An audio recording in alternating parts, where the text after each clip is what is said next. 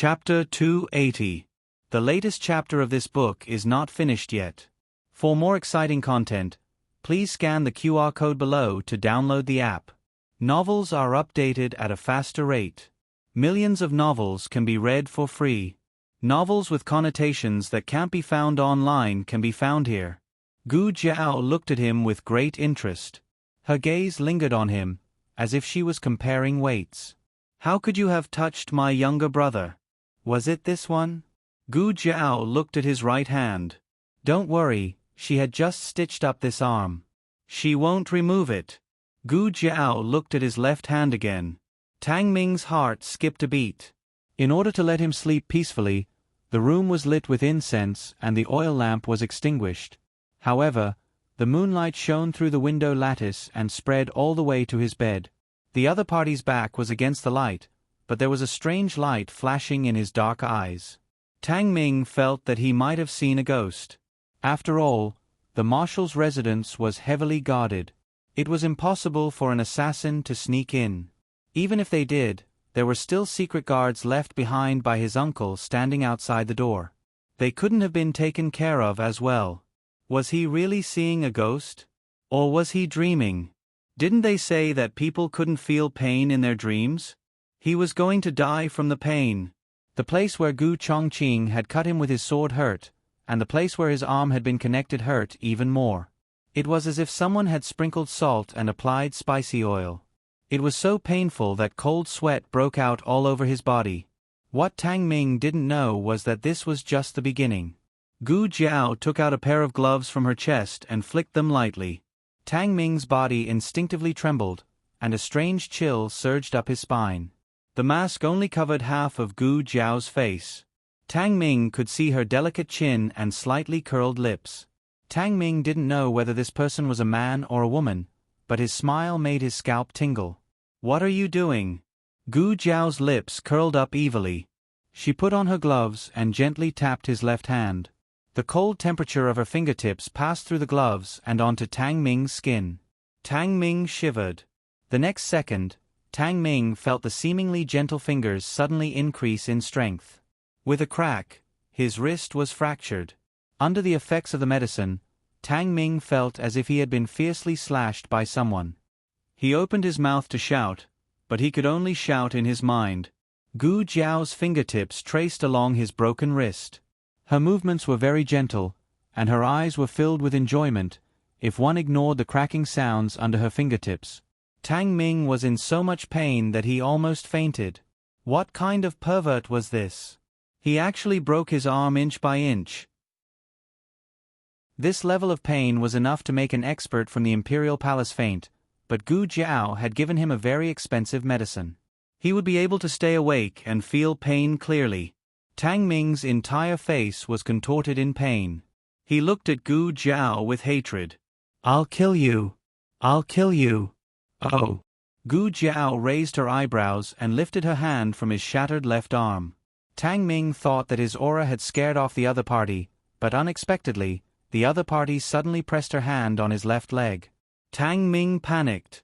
What was this little pervert trying to do? Let go of him. Don't touch his leg. Gu Jiao's lips curled up slightly. Her knuckles gently knocked on his knee. With a crack, his knee shattered.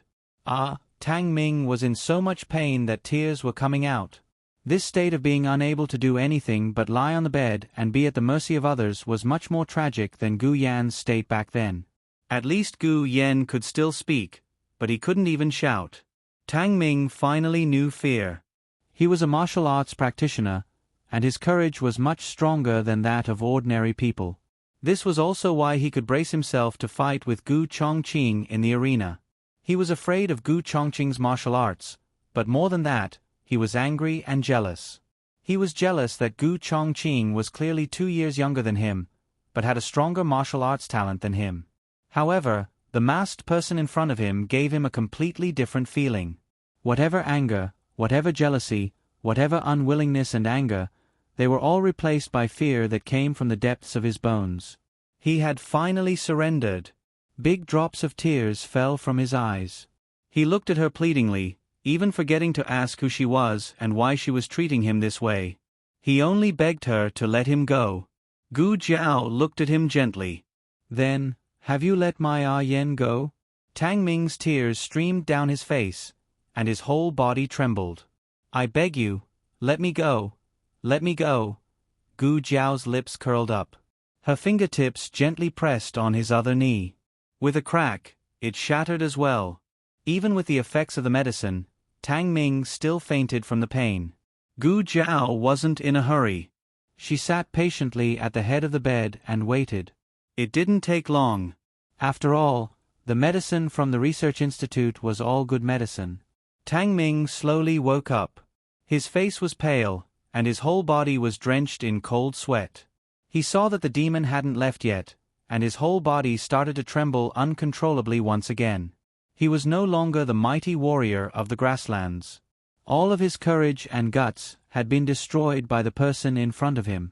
He looked at her timidly. Tears filled his eyes, and he was filled with fear and despair. Gu Jiao ignored his despair. She wasn't a good person. She had never been one. She was willing to go to hell after death and be hacked into pieces. However, she would take revenge for the hatred in this life. Gu Jiao smiled gently. You can speak now. Tang Ming moved his mouth and let out a low, ah. He could finally speak, but it was very weak. Gu Jiao took out a syringe from her pocket. In the dark night, Tang Ming couldn't see what it was clearly.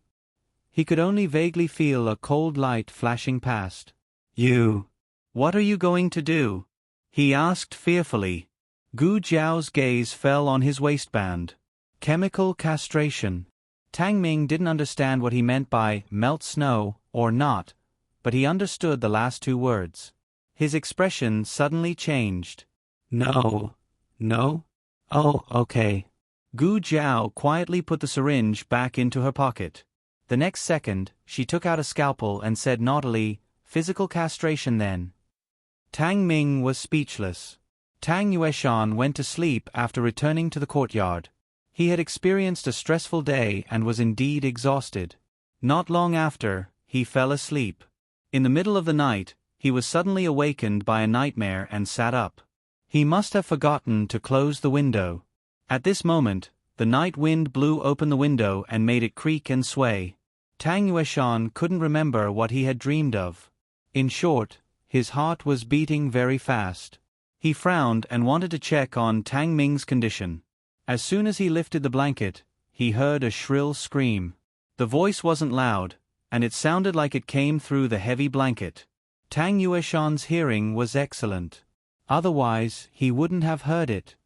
Ming, His expression changed. He didn't even bother to put on his shoes and ran out barefooted. He quickly arrived at Tang Ming's courtyard and saw the two secret guards lying on the ground. His heart sank. Then, he saw a small figure dashing out of Tang Ming's backyard. Guards! There's an assassin! He shouted. The guards patrolling nearby were alerted and rushed over.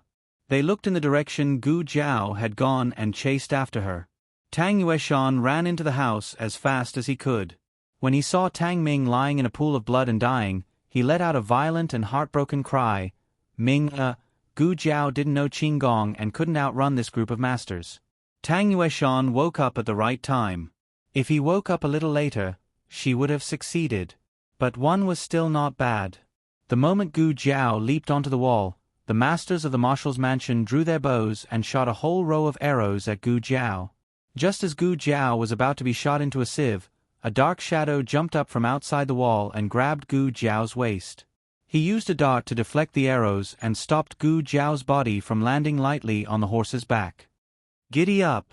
He pulled on the reins and the horse galloped away. The horse galloped for dozens of miles in the dark night before stopping. At this time, they arrived at the shore of a lake. This was a lake for people to enjoy and play. The scenery was pleasant with green mountains and clear waters. During the day, people would ride pleasure boats or go boating on the lake. The blue waves rippled and the lake was beautiful. At this time, it was late at night. Other than a few empty pleasure boats that had long gone to sleep, there was nothing else. Under the towering sky, It seemed like there were only 2 people and 1 horse left. Did you shake them off? Gu Jiao sat in front of him and asked. Yes, I shook them off. He answered. They had already shaken them off, but for the sake of caution, they still ran a little more. Gu Jiao lifted her long legs and slid down from the saddle. She closed her eyes and enjoyed the moist lake breeze for a while. She asked him, Why are you here? Gu Changfeng also dismounted and led the horse to the grass by the shore. He watched the horse graze as he answered, Yes, why am I here? I was just wandering around and bumped into you. Can't I? Oh. Gu Jiao replied with an oh. She walked across the grass and sat down on a stone step by the shore.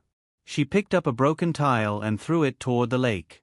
The tile flew over the water 7 or 8 times before it fell into the water. Gu Jiao was not satisfied. She sighed. You've regressed. The corner of Gu Chengfeng's mouth twitched. With your thin arms, it's already amazing that you can fly 7 or 8 times, okay? Gu Chengfeng saw that the horse was eating happily and did not bother with it. He walked to Gu Jiao's side and also found a small tile, planning to show her the strength of a man. In the end, pa, it fell into the water 3 times. Gu Chengfeng was embarrassed. Ha. Gu Jiao laughed. She had a strange sense of humor. When everyone was laughing, she might not find it funny, but sometimes a very small thing would make her laugh like a child. It was the first time Gu Chengfeng saw her laugh like this. Childish. Gu Chengfeng rolled his eyes and sat down on the step beside her. Gu Jiao picked up another tile and threw it into the water. Gu Chengfeng hesitated for a moment, but still asked, Why didn't you look for me? Gu Jiao asked strangely, Why should I look for you? Gu Chengfeng snorted, Don't you like to exploit me? It's such a dangerous thing, why didn't you exploit me? Gu Chengfeng was just casually muttering a few words, but after he finished, he suddenly fell silent. Because it was too dangerous, she didn't call him? So this girl actually had a little bit of conscience? Gu Jiao sighed. Sigh, you're so weak, I was afraid that you would drag me down. Gu Chengfeng. So why was he almost touched? She was clearly a heartless little girl. Also, what did she mean by weak? If it wasn't for him just now, she would have been shot into a sieve. Gu Jiao continued to play with the tile. He could see that she was in a good mood, so she must have succeeded. He just didn't know what she did to that guy. While he was thinking, Gu Jiao suddenly threw a brocade pouch into the river. She threw it too quickly, so Gu Chengfeng did not see it clearly, but from the sound of it falling, it seemed that there was something in the pouch. What is that? Gu Chengfeng asked. You don't want to know, Gu Jiao said. Gu Chengfeng silently lit a candle for Tang Ming in his heart. Tang Ming deserved it. He could have provoked anyone, but why did he have to provoke her younger brother? She wasn't even this angry when he provoked her.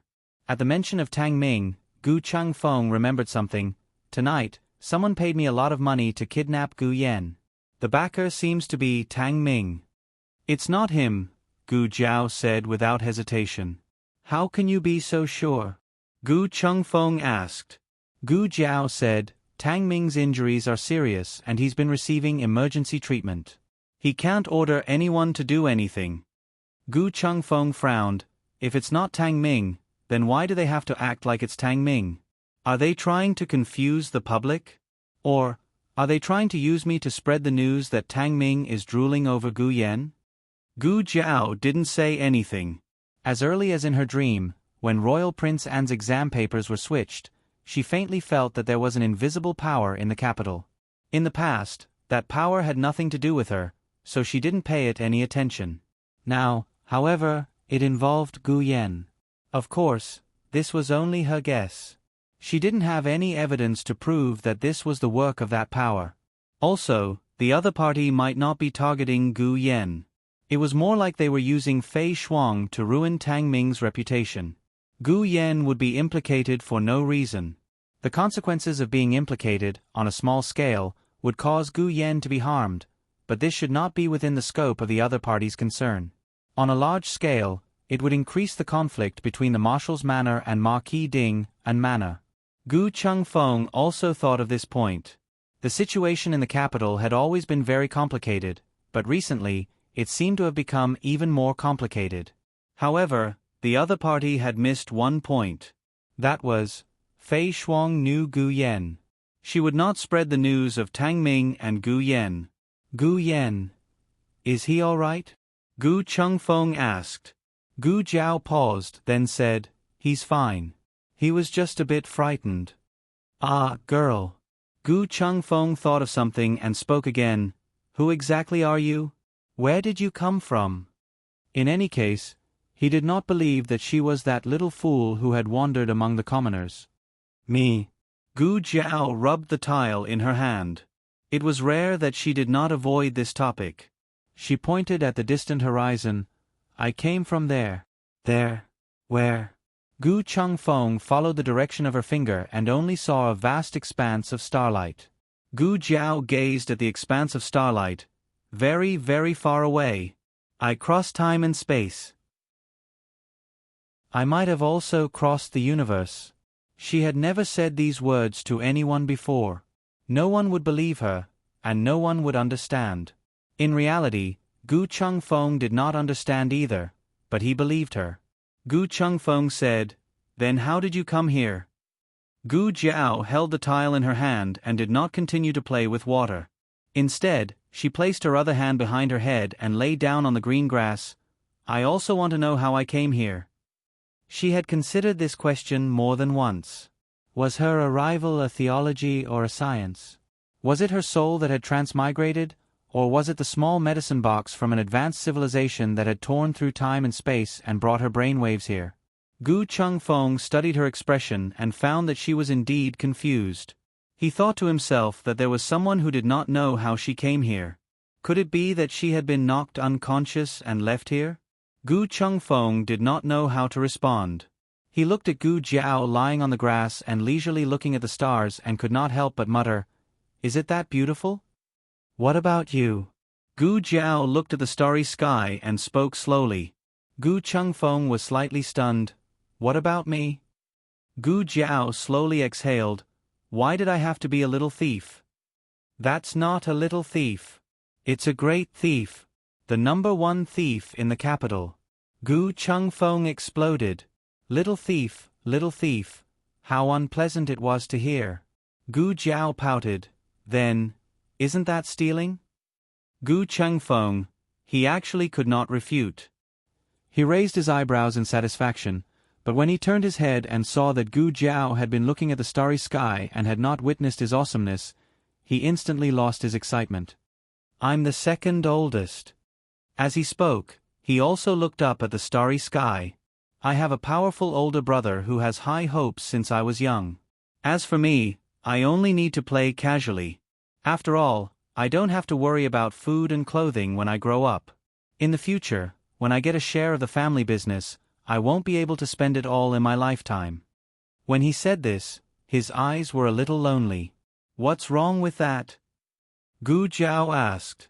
Gu Chengfeng smiled bitterly. Yes, what was wrong with that?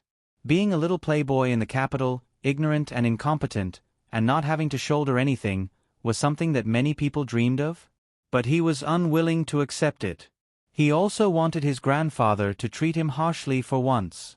But when he and his older brother did something wrong at the same time, his grandfather would always punish his older brother, as if it did not matter what he did. He had also tried to wake up early to practice martial arts with his older brother, but when he was late, his grandfather would never get angry. When it rained, his grandmother would not even let him go, saying, "Grandma's darling, why do you have to suffer?" Can you understand the feeling of others never having expectations of you? I'm living like a piece of trash. Gu Chengfeng's own mood became gloomy as he spoke. But when he turned his head, he found that the little girl who was supposed to be lying next to him as a listener had disappeared.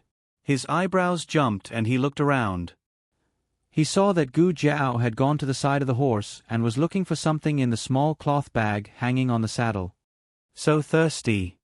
She found a water bag, pulled out the cork, and gulped down 2 mouthfuls. Aya, why is it wine? Gu Chengfeng wanted to remind her, but who told her to move so quickly? But this was not hard liquor, it was Thousand Sound Pavilion's pear blossom wine, so she would not get drunk. Just as his thoughts turned, Gu Jiao's eyes rolled back, and she passed out with a thud. Gu Chengfeng. The moon was dark and the wind was strong. The streets were as silent as snow. A certain someone was drunk and refused to ride a horse, so Gu Chengfeng had no choice but to carry her all the way from the lake to Jade Water Alley. Gu Chengfeng was someone who knew Qin Gong, but he could not carry someone for dozens of miles. No matter how strong his Qin Gong was, he would not be able to bear it, okay? Not to mention, a certain someone was especially restless. Swish! A certain someone stretched out two hands and grabbed Gu Chengfeng's ears. I have a little donkey that I never ride. One day, I rode it to the market on a whim. I had a little whip in my hand. I was very proud of it. Giddy up, giddy up. Gu Chengfeng's ears were twisted out of shape. Ah! What kind of crazy person is this? Someone come and take her away.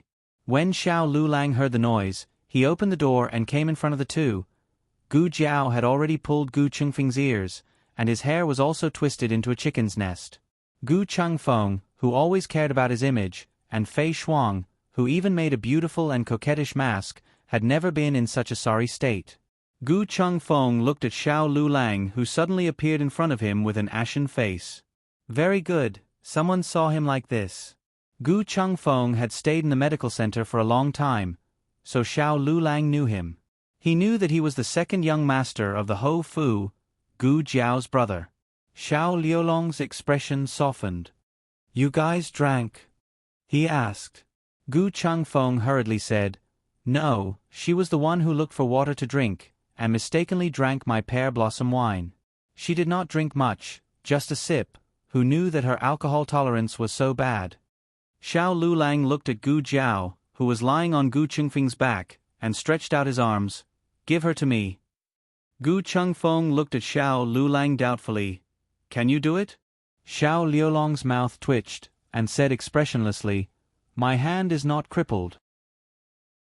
Gu Chengfeng looked at him again, and saw that he was not using crutches, so he must have specially come out to carry her back. Moreover, he was dressed properly, and his expression was sober. It did not seem like he was woken up from his sleep, but rather like he had been waiting for this girl. Gu Chengfeng hesitated, but still gave Gu Jiao to Xiao Lulang. Xiao Lulang would have a hard time walking without crutches, but he still tightly held Gu Jiao in his arms. Gu Chengfeng was curious whether Xiao Lulang would throw her down, and stared at him as he entered the room. The moment he crossed the threshold, Gu Jiao suddenly hugged Xiao Liulong's neck, and kissed him on the cheek. Gu Chengfeng wanted to poke his own eyes out. Why was he waiting here to watch? Was he looking for trouble? Xiao Lulang was actually also shocked by that kiss, but he knew that Gu Chengfeng had not gone far. He walked into the courtyard as usual, and put her on the bed in the east room. He looked at her with shining eyes. Do you know who I am? Gu Jiao sat cross-legged on the bed, and opened a pair of watery eyes, and said very obediently, I know. She pretended to be awake, and looked very much like an innocent little deer. Xiao Lulang couldn't take it any more, and his chest swelled. He took a deep breath, and asked her in a low voice, Then who am I? Gu Jiao. Husband. Xiao Lulang. Who is husband? Gu Jiao. Lulang Xiao Lulang. After she finished speaking, she fell asleep on the bed like a porcelain doll with her arms and legs spread out in front of her face.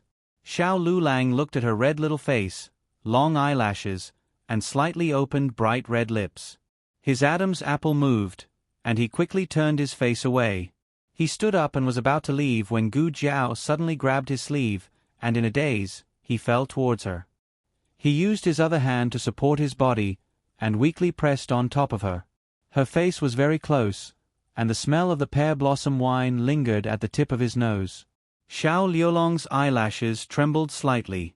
He didn't know when, but her clothes were crooked, and half of her exquisite collarbone was exposed. His eyes only lightly swept over it, and he felt a rush of blood to his head. His breathing quickened. Gu Jiao grabbed his clothes with 2 fingers, closed her eyes, and muttered, I want a kiss. Kiss who? Jiao Jiao. Who wants to kiss Jiao Jiao? Lu Lang wants to kiss Jiao Jiao.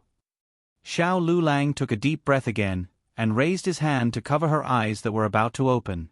He bent down, and just as his lips were about to touch hers, he paused, tilted his head, and gently kissed the corner of her lips. The news of Tang Ming's arm being chopped off by Gu Chongqing spread like wildfire in the capital. However, there was no specific news of Tang Ming's abuse that night.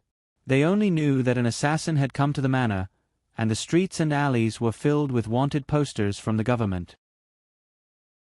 Unfortunately, the wanted posters didn't even have a face. They only described the assassin's approximate height and figure, and it was a man. Thus, they couldn't find anything. After all, the assassin was a woman. No one suspected Gu Jiao.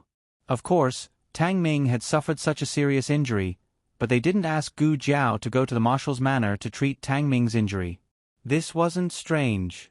After all, Tang Ming's injury wasn't in the right place, and there were some things that outsiders couldn't know about. Tang Yueshan looked as if he had half his life taken away. In just one night, several strands of his hair had turned white. By the time the military camp's medical officer finished treating Tang Ming's injuries, it was already the morning of the next day. Tang Yueshan looked at Tang Ming, whose entire body was wrapped in bandages, and the blood vessels in his eyes looked like they were about to burst. "Don't worry, Ming, I'll find the murderer and avenge you," Tang Yueshan said coldly. He stroked Tang Ming's forehead lovingly and went to the military camp with a fierce look on his face. After entering the military camp, he went straight to the torture chamber. He believed that Gu Chongqing had something to do with last night's incident. He was in a fit of anger, and his anger had drowned out his rationality. He had forgotten that Gu Chongqing's figure didn't actually look like an assassin's. The assassin was smaller than Gu Chongqing, but he couldn't rule out the possibility that he had seen wrongly in his panic. He kicked open the door of the torture chamber and angrily grabbed Gu Chongqing's collar, pulling him up from the straw mat. "Was it you? Was it you last night?" Gu Chongqing wasn't affected by Tang Yueshan's anger. He looked at him calmly. "Marshal, what are you talking about? Was it me?" Tang Yueshan gritted his teeth. "Don't play dumb with me. You broke into the marshal's residence last night and attacked Ming. It wasn't enough that you took his arm. You hurt him like that. Gu Chongqing, you're so vicious." Gu Chongqing looked at him coldly and didn't say anything else. There wasn't much hatred between Gu Chongqing and Tang Yueshan. What happened to the Gu clan troops was caused by their different camps. It didn't have much to do with whether it was Tang Yueshan or not. The Gu clan troops might not have a good time if they fell into the hands of others. However, Gu Chongqing and Tang Ming had an irreconcilable conflict. Tang Yueshan could not protect Tang Ming, so he and Tang Yueshan had completely fallen out. Since that was the case, there was no need to pretend to be polite. The more nonchalant Gu Chongqing was, the angrier Tang Yueshan became. "You don't want to admit it? Fine, then don't blame me for being unreasonable. Guards, bring me the torture instruments." "What is Lord Tang doing?" Marquis Xian Pingho's unhurried voice slowly sounded outside the torture chamber. He was a person who didn't even go to the morning court, but he got up early for Gu Chongqing. He was so sleepy. Marquis Xian Pingho yawned lazily, stood at the door, and looked inside with sleepy eyes. "It's not good to do such a cruel thing so early in the morning, is it?" Tang Yueshan looked at Marquis Xian Pingho with burning eyes. "Xiao Ji, you'd better not interfere in this matter." Marquis Xian Pingho was really sleepy. He raised his sleeve and yawned again. A beauty's yawn was also pleasing to the eye. He glanced at Tang Yueshan nonchalantly and said, "Unfortunately, I like to meddle in other people's affairs. Especially since you've become the Grand Marshal of the world and taken away my military power. No matter how I think about it, I'm not happy about it. Well, I have to interfere." Tang Yueshan was speechless. Tang Yueshan suppressed his anger and said, "Do you think you can interfere? I'm the Marshal of the world who was personally appointed by the Empress Dowager. In the military camp, there are only official positions, No, Marquis. My official position is higher than yours. What right do you have to interfere in my affairs? Marquis Xian Ping Ho was silent, as if he was seriously thinking about Tang Yueshan's words. Well. He nodded and crooked his finger at Chong Jing. Chong Jing walked over and asked Marquis Xian Ping Ho, "Do you want to fight?" Marquis Xian Ping Ho frowned reproachfully and clicked his tongue at Chong Jing. He said to Chong Jing indifferently, "How can you fight so easily? Where did you learn it from? Is this what this Marquis usually taught you?" As he reprimanded Chong Jing, he reached into the small pouch at her waist and took out 2 marbles. He then turned to Tang Yueshan and said, "Official Tang, how about this Marquis make a bet with you? If you win, you can do whatever you want with Commandant Gu. If you lose, you won't torture Commandant Gu." Tang Yueshan said sarcastically, "Oh, you're so cunning. Who wants to bet with you?" Marquis Xian Ping Ho sighed. "Hey, how can you say that? You and I have known each other for so many years. Even if we're not brothers, we're comrades. Why would I cheat you? I guarantee fairness. Unless you don't dare to bet." Tang Yueshan said coldly, "Don't try to provoke me." Marquis Xian Ping Ho said, "And my identity?" Tang Yueshan was stunned. Marquis Xian Ping Ho looked at the marbles in his hand and smiled faintly. "If I lose, I won't be Xiao Ji anymore." This was a great temptation. Although he was now the marshal of the world, his reputation in the capital was still not as good as Marquis Xian Ping Ho. But if Marquis Xian Ping Ho was no longer Marquis Xian Ping Ho, would he still be qualified to stand shoulder to shoulder with Tang Yueshan? Marquis Xian Ping Ho said earnestly, "Anyway, you won't lose anything if you lose. Are you stupid not to bet?" Tang Yueshan loosened his big fist and let go of Gu Chongqing. "Okay, what do you want to bet?" Digression. At the end of the month, the tickets were cleared. The latest chapter of this book is not finished yet. For more exciting content, please scan the QR code below to download the app. Novels are more complete and updated faster. Millions of novels are free to read. Novels with content that can't be found on the internet can be found here. https://www.zhbqg.com/89642_826/112509891. HTML Genius memorized this site's address in 1 second. www.zhbqg.com Bikuj mobile reading website. zhbqg.com.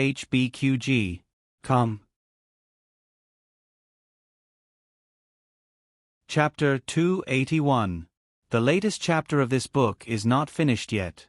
For more exciting content, please scan the QR code below to download the app. Novels are updated faster. Millions of novels are free to read. There are all kinds of novels that you can't find on the internet. Tang Yueshan calculated Marquis Xian Ping's strength in his mind.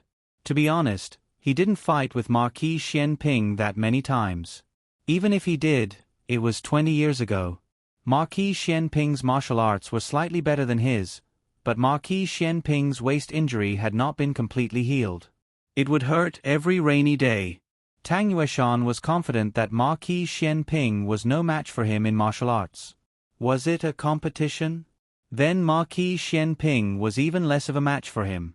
Although Tang Yueshan didn't know much about martial arts, he was still better than Marquis Xian Ping. Marquis Xian Ping was an ignorant and incompetent hooligan. Marquis Xian Ping sighed and said awkwardly, "Lord Tang, you should know that I was injured before. Can I find someone to fight for me?" It seemed that Marquis Xian Ping was really going to compete with him. Tang Yueshan glanced at the boy behind Marquis Xian Ping. He knew the boy.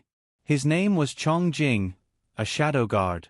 Tang Yueshan didn't know much about his background. Tang Yueshan couldn't feel the boy's aura at all. There were 2 possibilities. One was that the boy didn't know martial arts, and the other was that the boy's martial arts were better than his. There was no doubt that the boy was not the first. It was strange, but also not strange. It was not strange because Tang Yueshan was a man who led troops to war. He learned how to defend the enemy on the battlefield. His martial arts were very good, but not as good as a shadow guard. The strange thing was that the boy was so mysterious that no one in the capital had investigated his background. Tang Yueshan cared a lot about his reputation, but he was not the kind of person who would suffer for it. Provocation might work on him, but the real reason why he agreed to the bet was his own selfishness. He wanted to remove Xiao Ji's identity as Marquis Xian Ping. Therefore, he wouldn't let Chongjing fight for Marquis Xian Ping just to save face, even if Marquis Xian Ping would say that he had an unfair advantage because of his waist injury. I don't agree, Tang Yueshan said seriously. Sure enough, Marquis Xian Ping said, "You're bullying me because of my waist injury? Aren't you afraid that people will laugh at you?" Tang Yueshan snorted coldly. If you can afford it, then go. If you can't, then leave. Bet. Of course I have to bet. Am I the kind of person who can't afford to gamble? Marquis Xian Ping's shamelessness was well known in the circle. Even Tang Yueshan was afraid of losing, but Marquis Xian Ping was not. He was thick-skinned. Therefore he could afford to gamble, and he could afford to lose. In a way, this was Marquis Xian Ping's unique reputation. Tang Yueshan was not afraid that he would go back on his word. All right, let's play then. Xian Ping Ho opened his palm, revealing 2 jadeite marbles. Pick one. Tang Yueshan was taken aback. What? Marquis Xian Ping said, playing marbles. Tang Yueshan choked. You mean this? Ah, that's right. Marquis Xian Ping said matter-of-factly, what else do you think we're fighting? Fight. Tang Yueshan clenched his fists. He was so angry that the corners of his mouth were twitching. He was the one who said that if he could afford to gamble, then he could leave.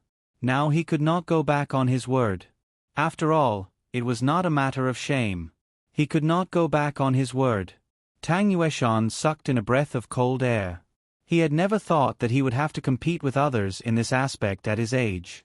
Was there really nothing wrong with Marquis Xian Ping's brain? Did he really think that this was the case?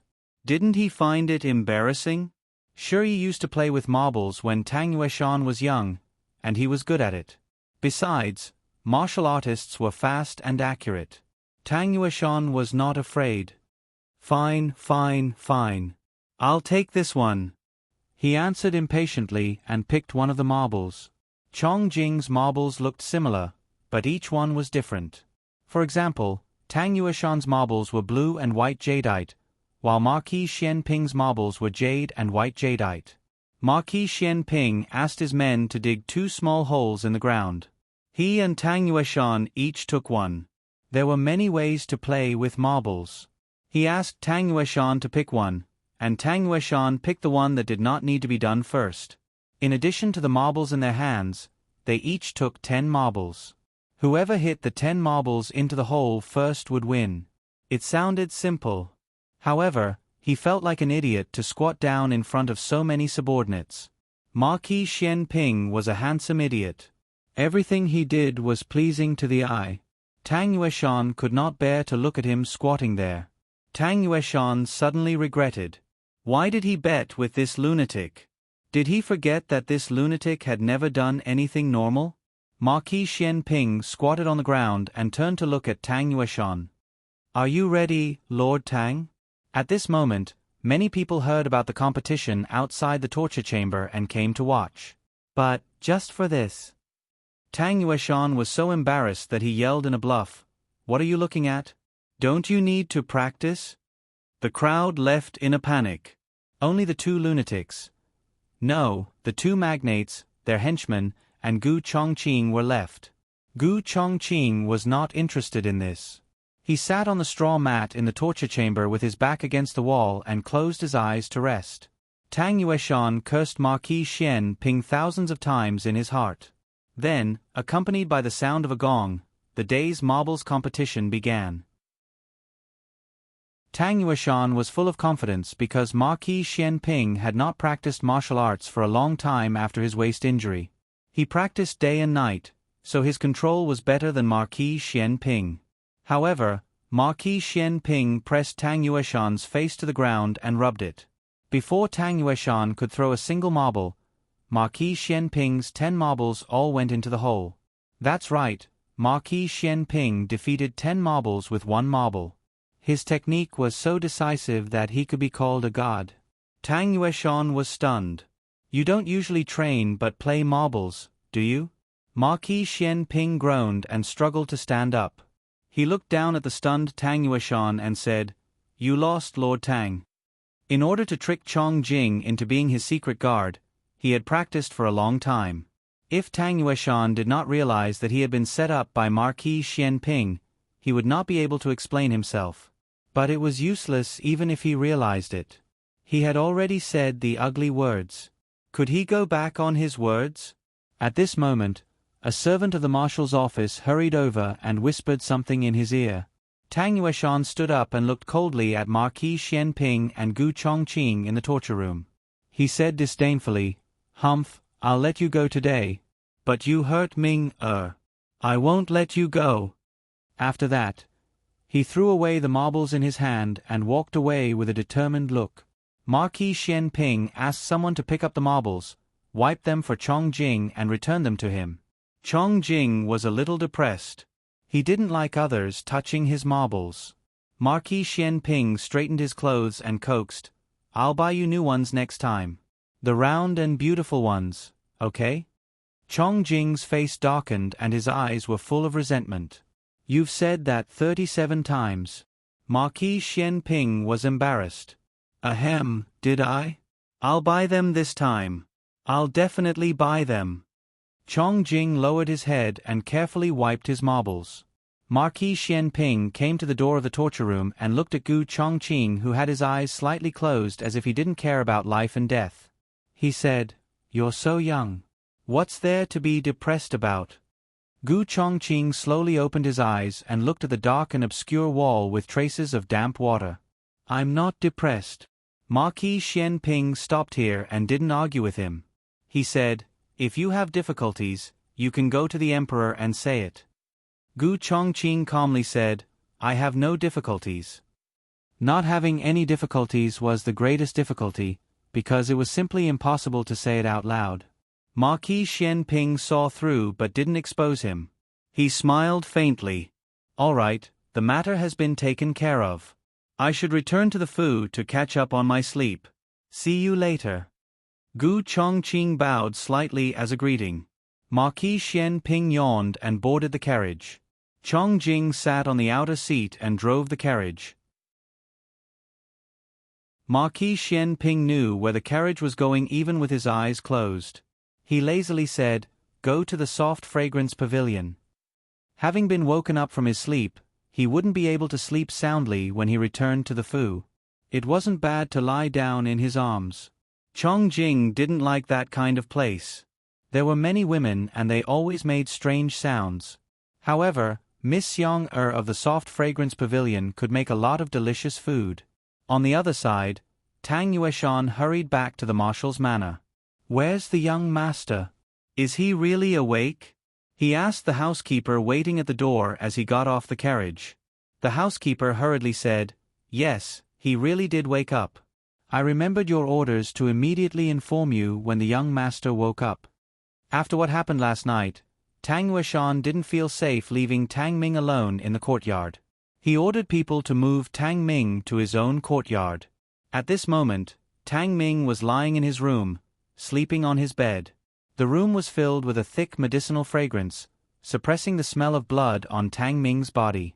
However, Tang Yueshan could still smell it. He frowned and came to the bed. Dr. Zhang and Dr. Wu were both there. The two of them bowed to him.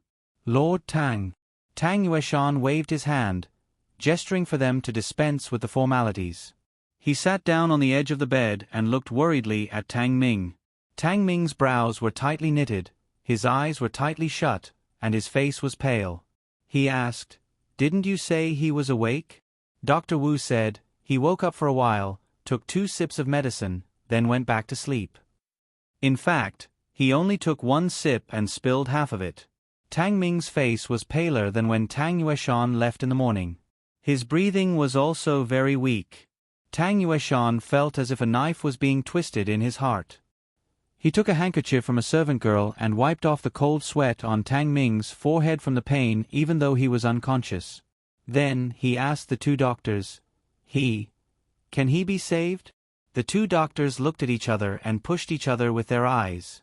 In the end, Dr. Jiang coughed softly and said, We will do our best. I don't want you to do your best. It's you who can cure him. I only have one. Tang Yueshan paused and clenched his fists. He endured the pain and said, Nephew, I don't have a son. He is my heir. I won't allow anything to happen to him, whether it's his life or his. Tang Yueshan paused and glanced at a certain part of Tang Ming's body. Can he lift it again? He was not a scholar, so he couldn't say something polite and subtle. Lift it again was the most elegant word he could come up with in front of the doctors. The two doctors didn't know how to answer for a while. After all, they really couldn't say for sure. Tang Ming had lost a sack, so it was reasonable to say that he hadn't completely become a father-in-law. However, he was so badly injured that he couldn't be compared with a normal man. Tang Yueshan was furious that the doctors didn't give him a definite answer. Just as the doctors were about to start trembling in fear, a servant reported that Madame Tang had arrived. Tang Yueshan's anger disappeared and he restrained his murderous aura. You can leave now. Yes. The doctors were relieved and secretly thought that Madame Tang had come at the right time. Madame Tang entered the room with red and swollen eyes.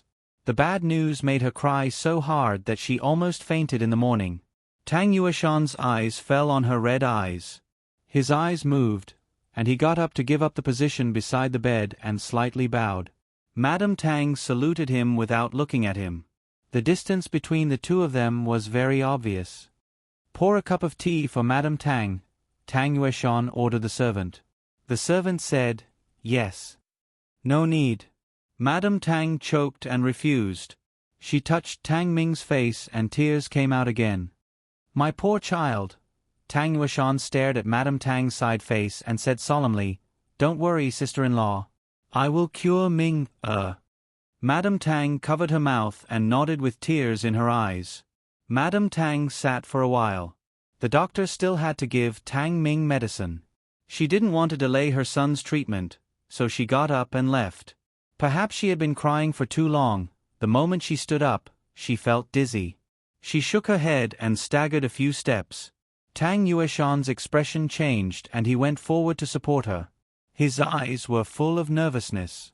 Sister-in-law. Madame Tang was supported, and the dizziness quickly passed. She looked at the hand holding her arm and her expression changed. She quickly pulled her arm away. The latest chapter of this book is not finished yet. For more exciting content, please scan the QR code below to download the app. Novels are updated faster and more complete. Millions of novels are free to read. There are novels with connotations that can't be found on the internet here. https://www.zhbqg.com/89642_826/112483067. HTML Genius memorized this site's address in 1 second. www.zhbqg.com Bikuj mobile reading website. zhbqg.com.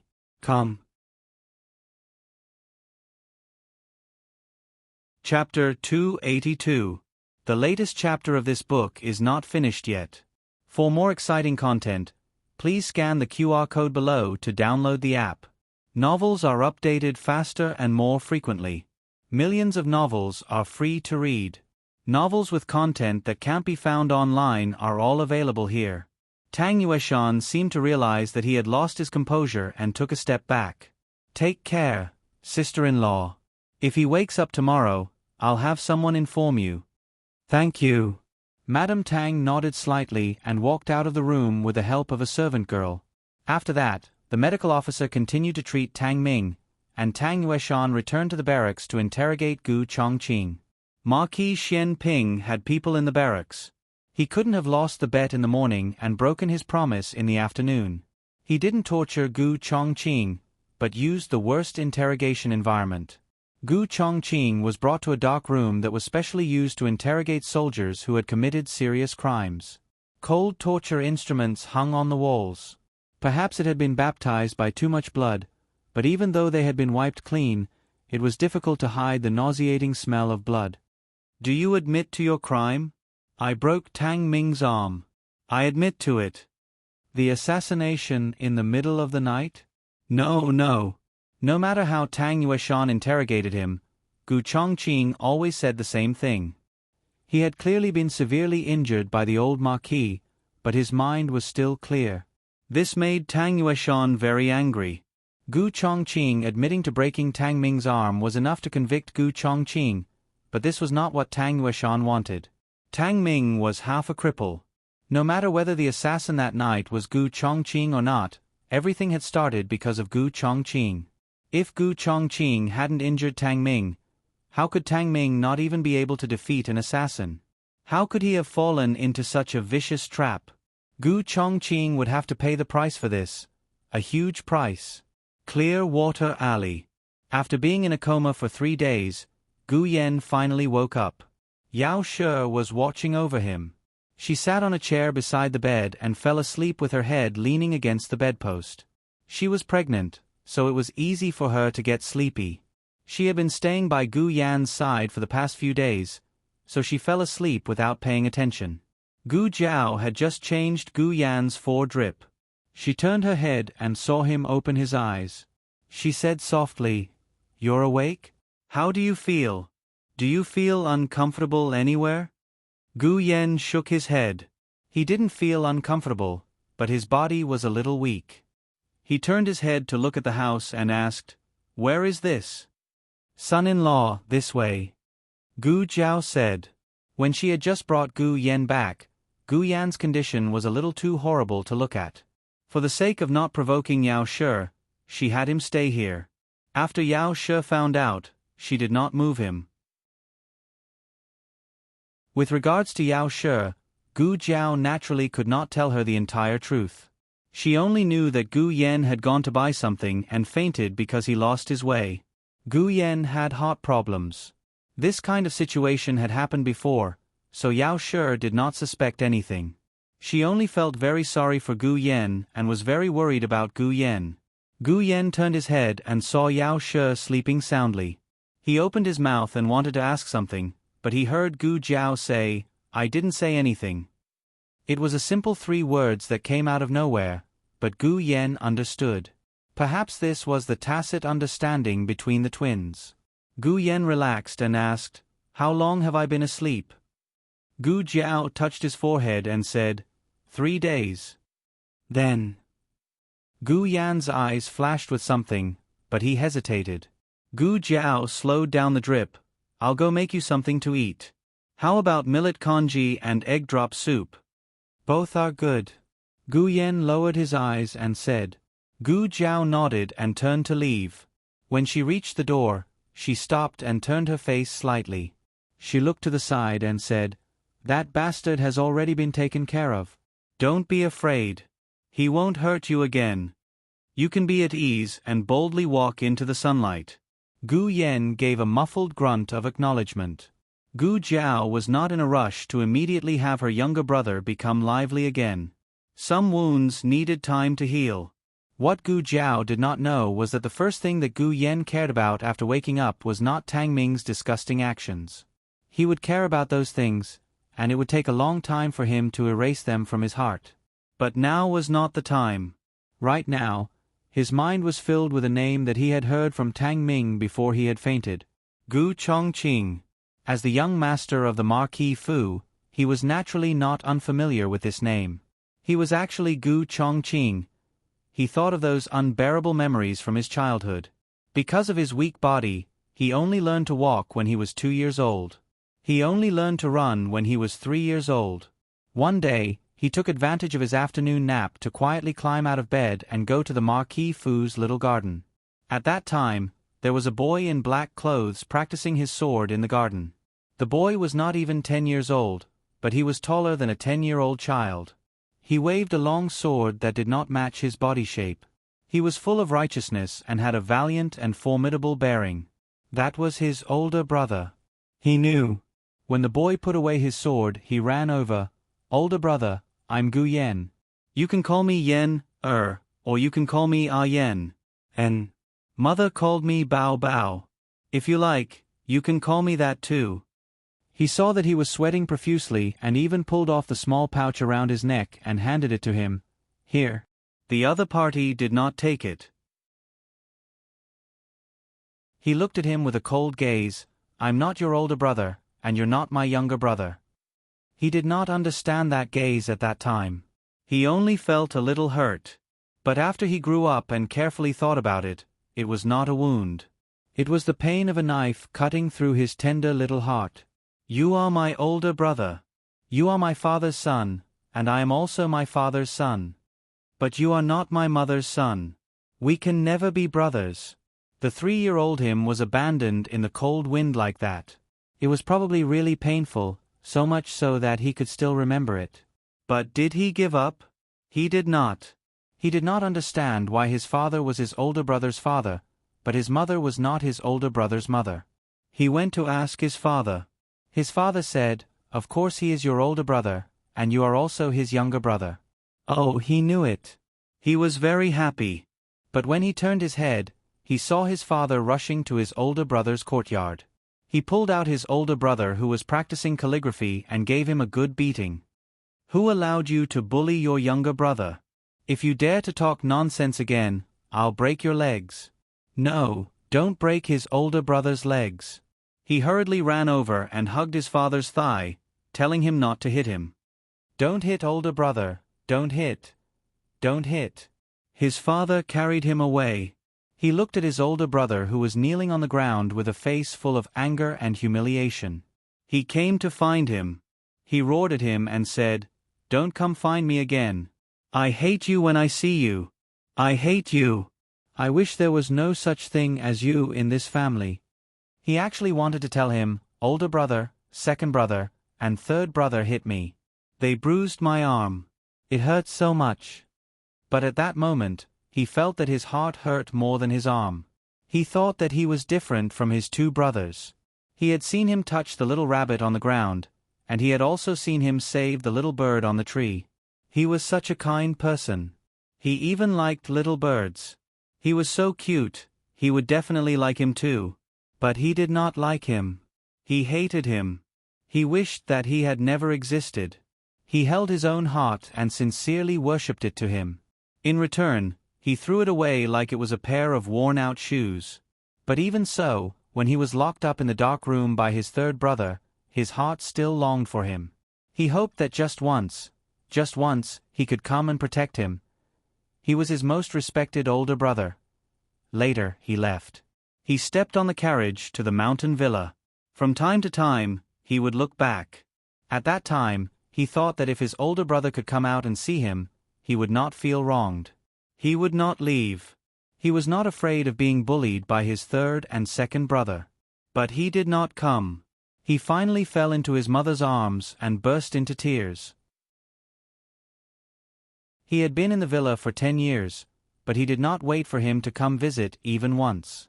He finally forced himself to accept reality bit by bit. He was not his younger brother, and he was not his older brother. They had the same father, but they would never have any relationship. The memories in his mind surged. Gu Yen closed his eyes. In the dead of night, the moon was bright and the stars were few. The entire army camp fell into silence. Gu Chongqing sat on the straw mat, not feeling sleepy. Suddenly, there was movement outside the door, followed by the sound of 2 bodies falling to the ground. Gu Chongqing's eyes turned cold, and a vigilant light flashed through his eyes. In the next second, the door to the torture room was opened. More than 10 cold hidden weapons shot towards his head and face. This was the rhythm of shooting him into a sieve. Gu Chongqing suddenly rolled on the ground and grabbed the straw mat by the wall. He waved his arm towards the hidden weapons. Using the soft to conquer the hard, he took down the hidden weapons. Then, the straw mat scattered and the hidden weapons shot back at the other party. The other party seemed to have been prepared. He did not rush into the torture room. The moment the hidden weapons shot back, he quickly hid behind the wall. The hidden weapons were nailed to the ground outside the torture room. Only then did the other party enter the room with a sword to assassinate Gu Chongqing. Gu Chongqing's hands and feet were shackled with iron chains. He raised his hands and used the iron chains between the shackles to seize the other party's sword. Holding the sword in his hand, he fiercely stabbed the other party's heart. It was true that he was injured, but in terms of skill, he was still much stronger than the other party. The masked man in black was almost stabbed by Gu Chongqing. He hurriedly retreated from the torture room. The shackles on Gu Chongqing's feet were tied to the iron rings on the wall. He could not get out. The man in black stood outside the danger zone. He crossed his arms and laughed without restraint. "I didn't expect you to be so good at fighting even when injured. You are indeed the cold-faced Yoma, Commandant Gu." "Who are you?" Gu Chongqing asked coldly. The man in black smiled slightly. "I'm the one who came to kill you. Someone paid for your life. But it seems that I underestimated your strength. I won't be able to kill you tonight. I can only settle for the next best thing, which is to kill your brother." Gu Chongqing frowned. The man in black said slowly, "The patron said that he had to take one of your brother's lives. Otherwise, it would be difficult to vent the hatred in his heart." Hatred in his heart? Gu Chengfeng and Gu Chenglin did not have any bad blood with anyone. Could it be? Gu Chongqing's heart sank. He wanted to ask more, but the other party had already used Qing Gong and disappeared into the boundless night. Gu Chongqing thought back to the other party's mask. The mask was somewhat familiar, as if he had seen it somewhere before. The hidden weapons on the ground also gave off an inexplicable sense of familiarity. The other party could have really gone to kill Gu Yen, or it could have been fake. Gu Chongqing's eyes darkened. He did not hesitate for too long. He raised the long sword in his hand and cut off the iron chains on his hands and feet. He walked out of the torture room. At this moment, a soldier who had come to relieve the guard arrived outside the torture room. He saw Gu Chongqing holding a sword and wearing shackles that had been broken. He then looked at the two corpses on the ground. The corpses' blood flowed all over the ground. Gu Chongqing's sword was dripping with blood. His expression changed. "Commandant Gu." Gu Chongqing frowned but did not explain. He threw away his sword, thought for a moment, and knocked the other party out with a palm strike. Actually, there was no need. The other party was too shocked and completely forgot to stop him. However, if he did not knock the other party out, the other party would be guilty of dereliction of duty. Gu Chongqing went to the stable to get his horse and rushed to Chong and Main Street. Along the way, he paid attention to whether or not he was being followed. After confirming that there was no one, he turned into Jade Water Alley. He went straight to the old chancellor's place. He rushed into Gu Yan's room. Gu Yan was soaking his feet in the medicinal concoction that Gu Jiao had boiled. Yao Shi was accompanying him at the side.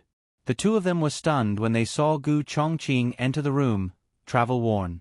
Gu Chongqing probably did not know how many days he had been locked up in the torture room and how terrible his appearance was. His clothes were still stained with blood.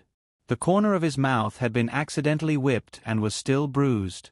He had not shaved for a few days, so there was a faint bruise around his lips. However, his eyes were so bright in the dark night that it was threatening. Gu Jiao had told Yao Shi and the family that Gu Yan had lost his way and fainted. Therefore, Yao Shi did not know that her son had met Tang Ming and had already found out from Tang Ming that he was Gu Chongqing. Yao Shi still thought that they were getting along like before. Yao Shi stood up and said, "You're here to see Yan, right?" Actually, she wanted to ask what was wrong with Gu Chongqing, but it was not good to ask. "I'm going to see if the medicine is ready," Yao Shi said and went out. When Gu Chongqing saw Gu Yan's current appearance, how could he not understand? However, he did not regret it. On the contrary, he let out a sigh of relief. He was very glad that the other party was scheming against him and did not really want to harm Gu Yen. "Are you feeling better?" Gu Yen lowered his eyes and did not speak. After experiencing such a thing, anyone would be in low spirits.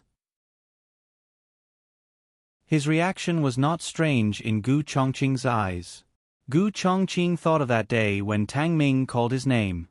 At that time, Gu Yen seemed to have fainted. He should not have heard it, right? Gu Chongqing gathered his courage and walked to the bedside. As usual, he reached out to touch his forehead. He was worried that the shackles would be exposed, so he covered them with his sleeve. However, just as he was about to touch Gu Yen tilted his head. It was unknown if it was intentional or not.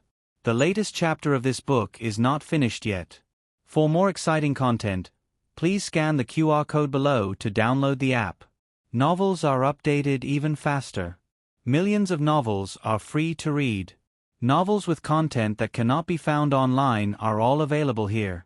https://www.zhbqg.com/89642_826/112479535. HTML Genius memorized this website's address in 1 second. www.zhbqg.com Biku mobile reading website, zhbqg.com.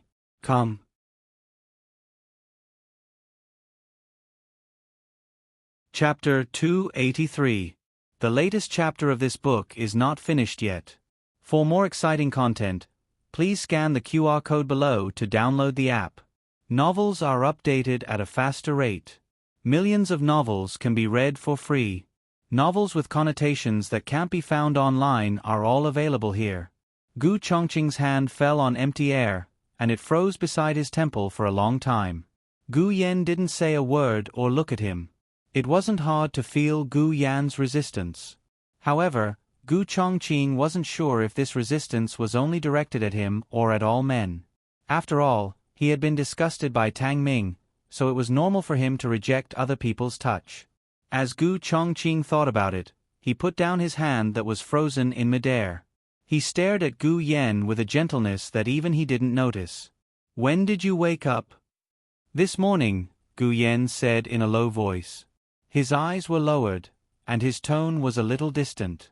His appearance made Gu Chongqing's heart ache. He hated himself for not cutting off one more of Tang Ming's arms. A strand of black hair hung down from his temples and fell on his thin cheeks. Gu Chongqing instinctively raised his hand, wanting to brush away the disobedient strand of hair. However, before he could touch it, he remembered his current condition and silently put his hand down. "I just came to see you," he said carefully. He didn't dare to get too close to Gu Yen. On one hand, he was afraid that he would accidentally awaken Gu Yan's bad memories. On the other hand, he couldn't explain it clearly himself. It was as if Gu Yen was different from before. Their relationship had also imperceptibly changed. He didn't want to think too deeply about it, so he could only use Tang Ming as an excuse and think that everything was because of Tang Ming. Gu Chongqing looked at Gu Yen steadily. "It's getting late. You should rest early. I still have something to do, so I'll leave first." After saying that, he stood up and was about to leave, but his steps paused. His gaze fell on the medicine bucket that was no longer hot, and he bent down. However, Gu Yen said, "No need. I still want to soak in it for a while." "Okay," Gu Chongqing responded. He put the towel in his hand back on the medicine bucket and said to him, "Then I'll leave." Gu Yen remained silent. Other than when Gu Chongqing entered the room, Gu Yen didn't know who it was. He raised his head and glanced at Gu Chongqing. After that, Gu Chongqing left. Gu Yen didn't look at him again. He heard Gu Chongqing come out of the house. However, he did not know if it was an illusion, but he also heard the sound of iron chains. The iron chain on Gu Chongqing's feet was completely cut off, but there was still a small piece of chain on his hand. When he went out, it accidentally fell out of his sleeve and collided with the shackles. Gu Chongqing hurriedly pressed down on the iron chain and turned back to look at the house, as if he was looking at Gu Yen through the heavy curtain of night. After a moment, he retracted his gaze and mounted his horse. He spurred his horse back to the barracks. As soon as they arrived at the entrance of the camp, a large group of soldiers who were ready to go surrounded them. Leading them was Deputy General Hu. The soldier who had been knocked unconscious by Gu Chongqing had already woken up and was standing beside Deputy General Hu. "Ah, Lord Hu. It's Commandant Gu." This soldier discovered Gu Chongqing and pulled out the sword at his waist. Although he was afraid, he still resolutely stood in front of Deputy General Hu. "He's the one who killed Little Zhang and Lu Yi. He even knocked this subordinate out." He looked at Gu Chongqing with eyes full of loathing and vigilance. He was completely unaware that if Gu Chongqing had not deliberately knocked him out, he would have been charged with dereliction of duty just because he had stood there in a daze. Gu Chongqing was just like this. He did the best things, but bore the worst reputation. He never explained, nor did he ever clarify. Deputy General Hu looked at Gu Chongqing with a complicated expression. "Seize Commandant Gu." Everyone swarmed forward and surrounded Gu Chongqing. However, with the deterrence of the cold-faced Yama, no one dared to be the first to charge forward and capture him. Gu Chongqing dismounted from his horse. Everyone pointed their spears at him, but they couldn't help but retreat in unison. Gu Chongqing slowly stretched out his hands and surrendered. Only then did everyone muster up the courage to step forward with the shackles. They looked at him fearfully, then braced themselves to take off his old shackles and replace them with 2 new ones. Deputy General Hu breathed a sigh of relief and said, "Take him back to the torture room. Tomorrow, Lord Tang will deal with him." It rained heavily all night until dawn. Because of the rain, the ground was wet. Little Jing Kong went out and fell again. Gu Jiao picked him up, wiped his little hands, changed his clothes, and sent him to school. Hanlin Academy was on duty very early. Xiao Lulang left before dawn. After Gu Jiao sent little Jing Kong to the Imperial College, she turned around and went to the medical center. The second boss was instructing his subordinates to move boxes of medicine onto the carriage. Gu Jiao looked at it and asked, "Where are you sending it to?" The second boss said, "Little Gu, I haven't seen you for a few days. Is everything okay at home?" Gu Jiao didn't come to the medical center for a few days. She said that her family was a little busy. She didn't explain the details, so the second boss tactfully didn't ask. "Yes, everything is fine." Gu Jiao nodded. The second boss was relieved and said, "These are the new batch of medicine for wounds. They are to be sent to the Hushan barracks. I will ask Dr. Song and Xiao Sanzi to send them over later." "I'll go," Gu Jiao said. The second boss frowned. "You go? It just rained last night, so it's not easy to travel. I'm afraid that the carriage will slip." "I'll go." Gu Jiao's attitude was very firm. The second boss knew her temperament. Once she made up her mind, even 8 horses couldn't pull her back. Moreover, it was just sending medicine. He just asked Xiao Sanzi to drive the carriage slower. "Then don't worry." Also, as if he thought of something, he reminded her in a small voice, "Something has happened in the Hushan barracks in the past few days. Tang Darren's nephew was injured. Be careful when you send the medicine. Don't offend anyone." "I know." Gu Jiao agreed. After the goods were packed, Gu Jiao and Xiao Sanzi went to the Hushan barracks.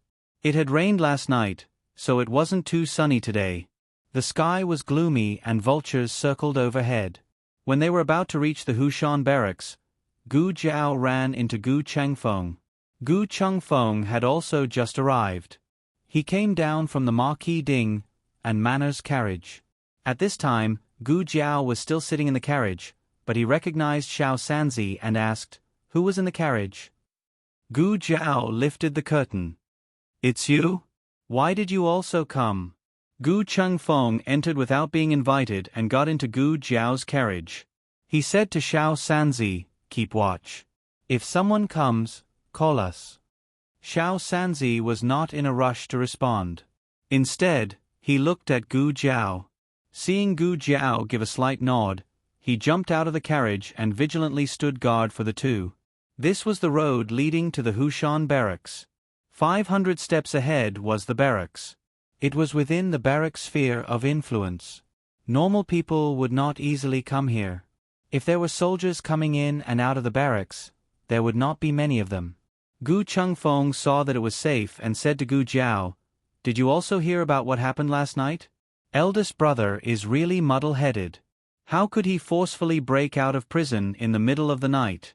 Although he has not been convicted, he still has an official's position. He is also in the barracks. Privately escaping will be treated as a deserter. I really don't understand where he went in the middle of the night." At this point, Gu Chengfeng realized that Gu Jiao had not uttered a word. His gaze fell on Gu Jiao's small face, which did not show the slightest hint of surprise, and his eyes widened. "Do you know where Big Brother went last night?" Gu Jiao did not speak. Of course she knew. She came over to change Gu Yan's bandages. Just as she walked to the door, she saw Gu Chongqing urging his horse to leave in front of her. Gu Chongqing had already passed by, so he did not see her. Although there was no news outside, she had treated Tang Ming's injuries before. She guessed that Gu Chongqing was the one who injured him to this extent. She also guessed that Gu Chongqing might be locked up in the barracks for investigation. A person under investigation should not be able to leave the barracks without permission. She came today to see how Gu Chongqing was doing. Big Brother didn't go to Jade Water Alley, did he? Gu Chengfeng asked tentatively. Seeing Gu Jiao's tacit agreement, he stood up with a swish. Did he go to see Gu Yan? He stood up too quickly and forgot that he was in the medical center's carriage. It was not as tall as the Marquis Fu's carriage. His head hit the roof of the carriage, and he gasped in pain. He screamed. He did not know if it was because of the pain or because he was mad that Big Brother went to see Gu Chongqing. "Are you done screaming?" Gu Jiao looked at him indifferently. Gu Chengfeng snorted. "How can I scream as loud as you?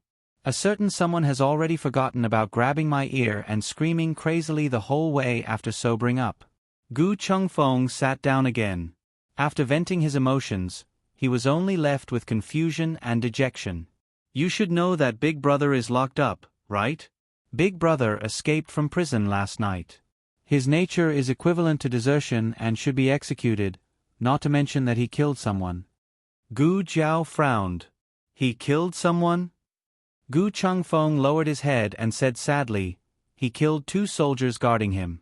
Last night, the news reached the Marquis Fu. Grandfather rushed over overnight and did not return this morning. I guess that things did not go well, so I wanted to come see Big Brother." "I thought you knew." "I did not know." Gu Jiao would never have expected that Gu Chongqing would kill someone to escape from prison. This did not seem like something he would do. How could Gu Chengfeng not think so? He said, "I do not believe that Big Brother would willfully kill the innocent. Grandfather also does not believe it. However, there are witnesses and evidence. It is said that someone personally saw Big Brother holding a bloody sword and standing next to 2 dead soldiers. However, Big Brother did not kill the soldier who witnessed it. If Big Brother was really so crazy as to willfully kill the innocent, why would he leave a witness?" Gu Jiao was silent. Gu Qingfeng's analysis was very reasonable, but there needed to be people willing to believe it. Gu Chongqing killed Tang Ming first and thoroughly offended Marshal Tang. Marshal Tang would not let go of this great opportunity to execute Gu Chongqing. Gu Jiao said, "Let's see him first." Gu Chengfeng did not have any objections. "All right, I will bring you in." Gu Chengfeng originally thought that since he was the young master of the Marquis Fu, bringing a servant girl into the barracks should not be a problem. If it really did not work, he could say that Gu Jiao was the daughter of the Marquis Fu. He should still have this bit of face. In the end, when they reached the entrance of the barracks, the two were stopped. The reason was that unrelated people were not allowed to enter. "What do you mean by idlers? I am someone from the Marquis Ding and Fu."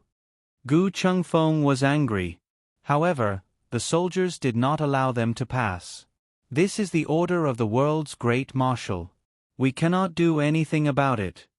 Gu Jiao slowly lifted the curtain and handed over a matching card.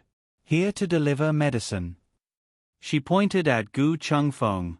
This is a worker from our medical hall. Gu Chengfeng, when did I become a worker from a medical hall? The soldier took the matching card and examined it. He looked suspiciously at Gu Chengfeng. Are you the young master of the Marquis Fu or a worker from the medical hall? Gu Chengfeng stammered for a long time. Medical hall worker. The soldier returned the matching card to Gu Jiao. Don't stay too long. Come out after you finish delivering the medicine. All right. Gu Jiao took back the matching card. Gu Chengfeng was completely dumbfounded. What?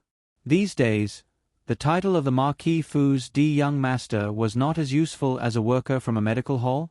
The two entered the military camp. The one who tested the medicine was still the same medical officer from last time. After dealing with the Miracle Hands Hall a few times, they were familiar with each other. In addition, the efficacy of the Miracle Hands Hall's medicine was better than normal medicine, so he was very polite to Gu Jiao. He knew that Gu Jiao was not someone who would cause trouble. When Gu Jiao went out, he thought that Gu Jiao was going out to get some fresh air and did not stop her. Gu Chengfeng brought Gu Jiao to the torture room where Gu Chongqing was locked up. Tang Yueshan had ordered that no one was allowed to visit Gu Chongqing.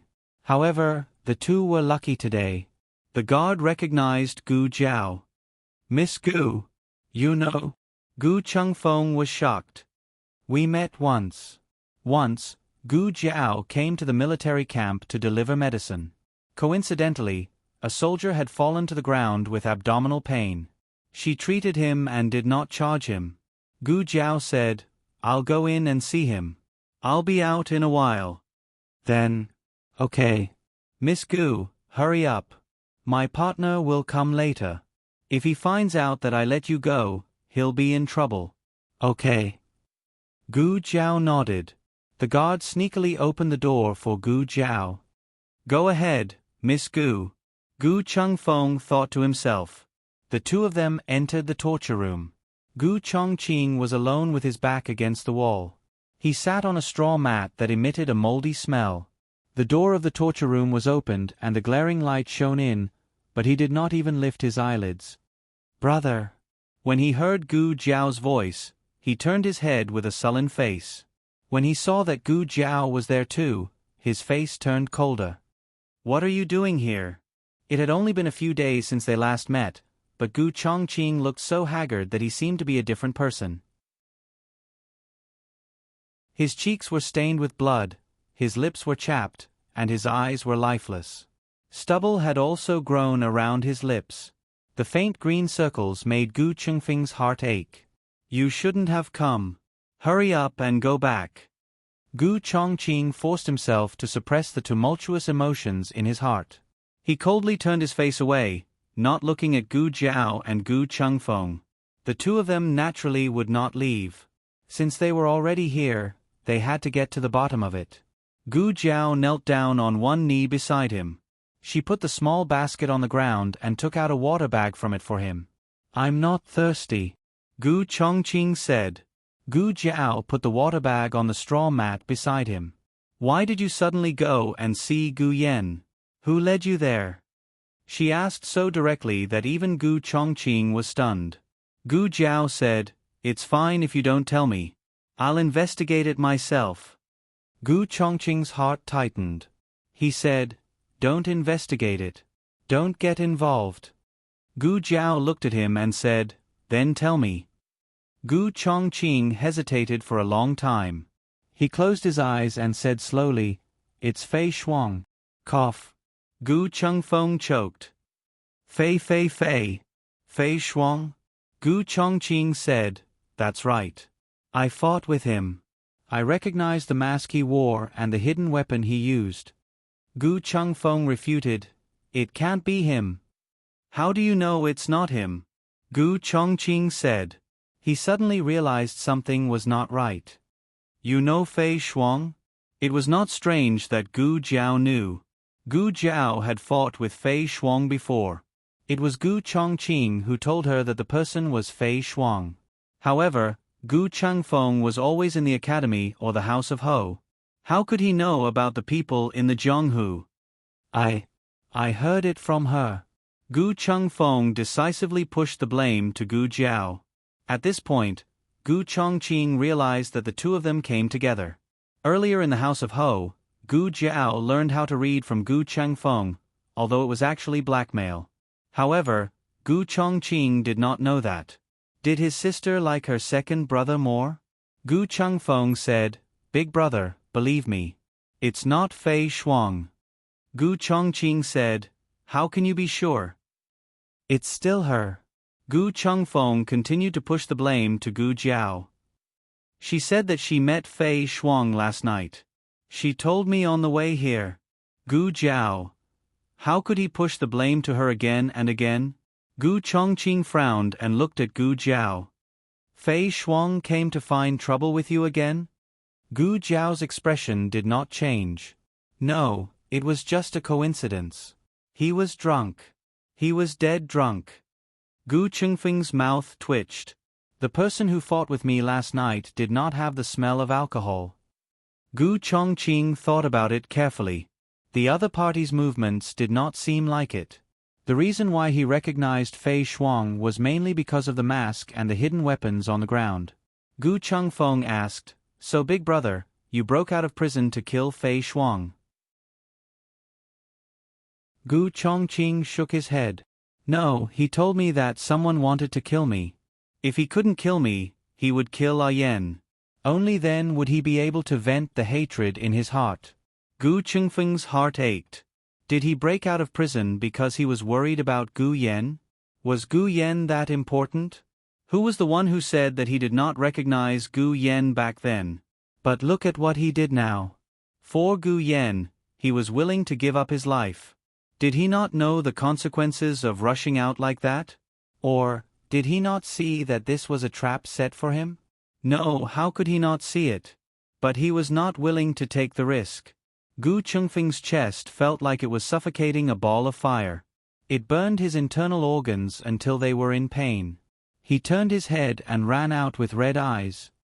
"Miss Gu, someone is coming," the soldier reminded. Gu Jiao left the water bag to Gu Chongqing and came out of the torture room. Gu Changfeng wiped his tears and walked forward angrily. "Ignore me." "Gu Jiao, I don't want to talk to you either. The latest chapter of this book is not finished yet. For more exciting content, please scan the QR code below to download the app. Novels are updated faster and more complete. Millions of novels are free to read. Novels with content that you can't find online are all available here. https://www.zhbqg.com/89642_896428264555478.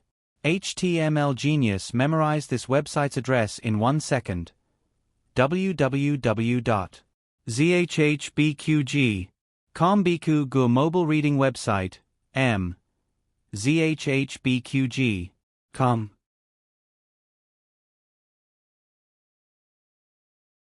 Chapter 284. The latest chapter of this book is not finished yet. For more exciting content, please scan the QR code below to download the app. Novels are updated faster. Millions of novels are free to read. Novels with content that can't be found online are available here. After walking for a long time, Gu Changfeng suppressed the anger and jealousy in his heart, but he was still angry. Who is the one who stabbed him in the back? Not only did he plot against my brother, but he also framed me. This is too abominable. If I find him, I will tear him into pieces. This matter was indeed very strange. It was not strange to set a trap for Gu Chongqing. After all, there were many people who wanted to kill Gu Chongqing. But to pretend to be Fei Shuang and set a trap for Gu Chongqing was somewhat thought-provoking. Did the other party unintentionally pretend to be Fei Shuang, or did he know who Fei Shuang was and deliberately pretended to be Fei Shuang? Gu Jiao and Gu Chengfeng each had their own thoughts. Suddenly, a strong and tall figure walked towards them. Gu Chengfeng looked up and was instantly stunned. Grandfather. The old duke had just finished arguing with Tang Yueshan and was now angry. When he saw Gu Chengfeng with a little girl, he walked over with a cold face. When he came closer, he realized that it was the little doctor who treated the emperor's head injury on the street. The old duke did not have a good impression of the little doctor. She said that someone wanted to harm her, but she did not hand it over to the authorities. Instead, she punished herself. He wanted to arrest her, but she resisted, causing him to whip the emperor's head. "Why are you with a doctor?" the old duke asked Gu Chengfeng in a low voice. Gu Chengfeng opened his mouth. Only then did he remember that the two of them had probably never met before. He hesitated for a moment before introducing her. "Grandfather, she's Gu Yan's elder sister. The other is a fraternal twin." He then looked at Gu Jiao. "He's my grandfather and also your grandfather." Gu Jiao did not call him grandfather. The old duke's eyebrows furrowed. This girl was actually his granddaughter? The old marquis did not think that Gu Jiao had recognized him long ago. After all, in his impression, Gu Jiao had only met him once, and that time, neither the emperor nor Marquis Xianping had called him by name.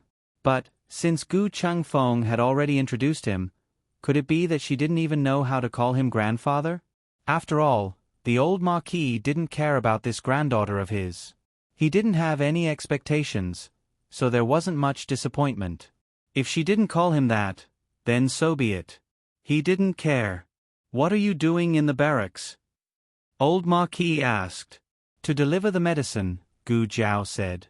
Yes, she was a doctor. If this granddaughter had grown up in the Marquis Fu, he definitely would not have allowed her to become a doctor.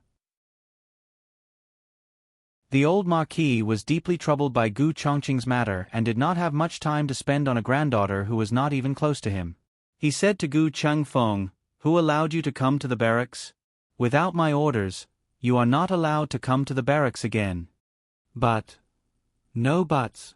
The old marquis forcefully stopped Gu Chengfeng's words. "Look at the situation now. Don't come here and make trouble. How did your talk with Marshal Tang go?" Gu Jiao suddenly asked. The meaning of her words was obvious.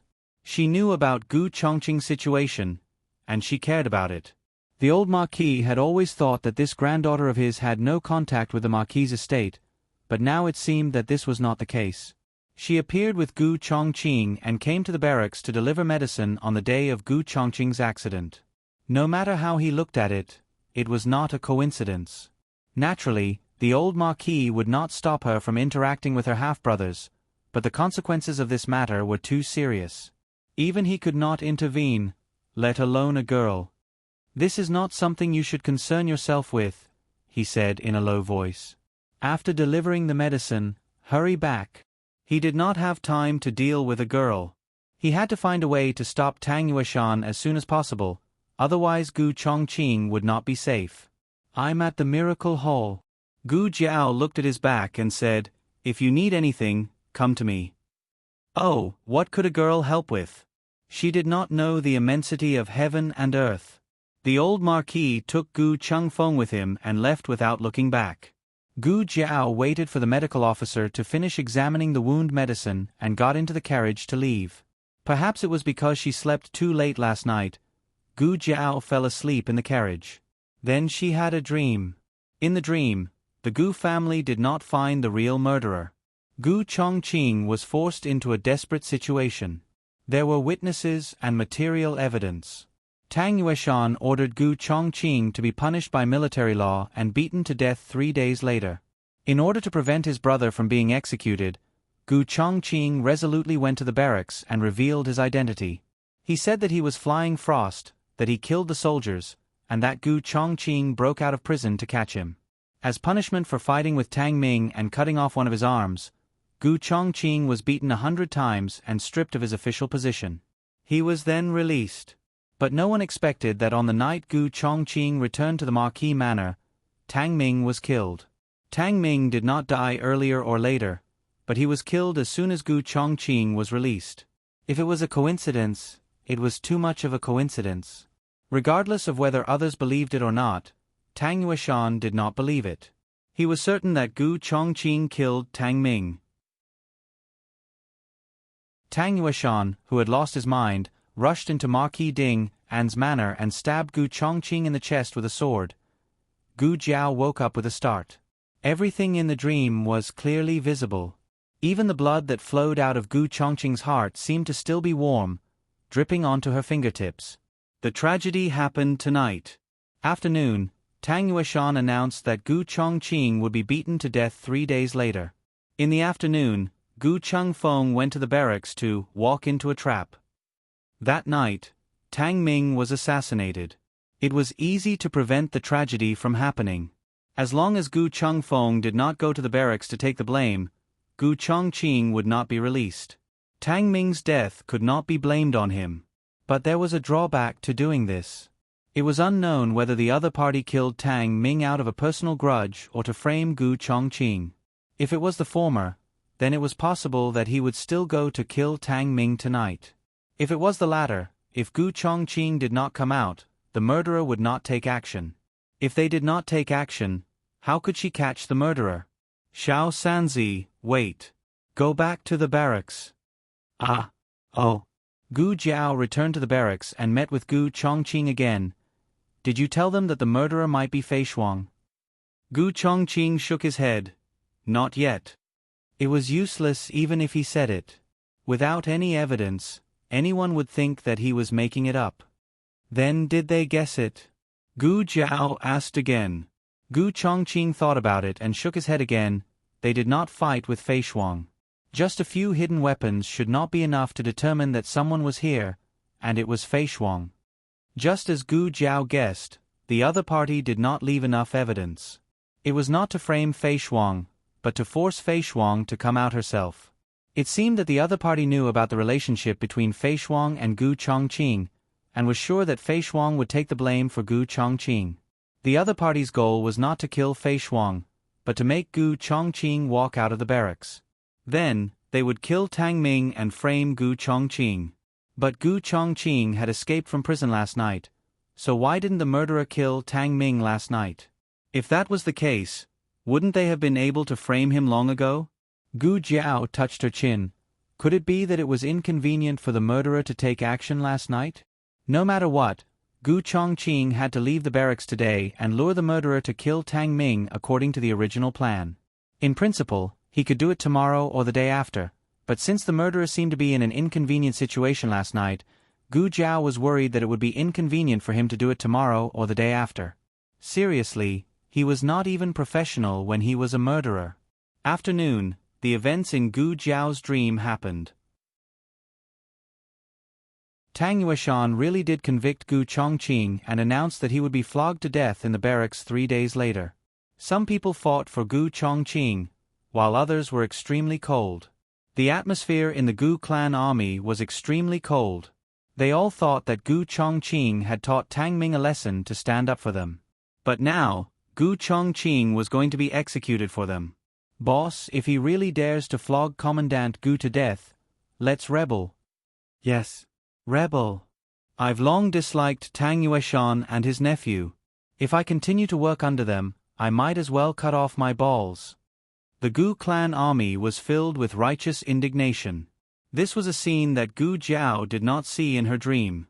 But just as everyone was rubbing their palms together, flames suddenly appeared outside. Immediately after, someone ran and shouted, "Fire! Fire!" The fire was in the torture chamber. The soldiers rushed to put out the fire. The fire was put out, but Gu Chongqing was nowhere to be found. A soldier shouted, "This is bad." Gu Chongqing escaped. Everyone searched the barracks but did not find Gu Chongqing. If he had been burned to death, there should at least be a corpse. Could it have been burned to ashes?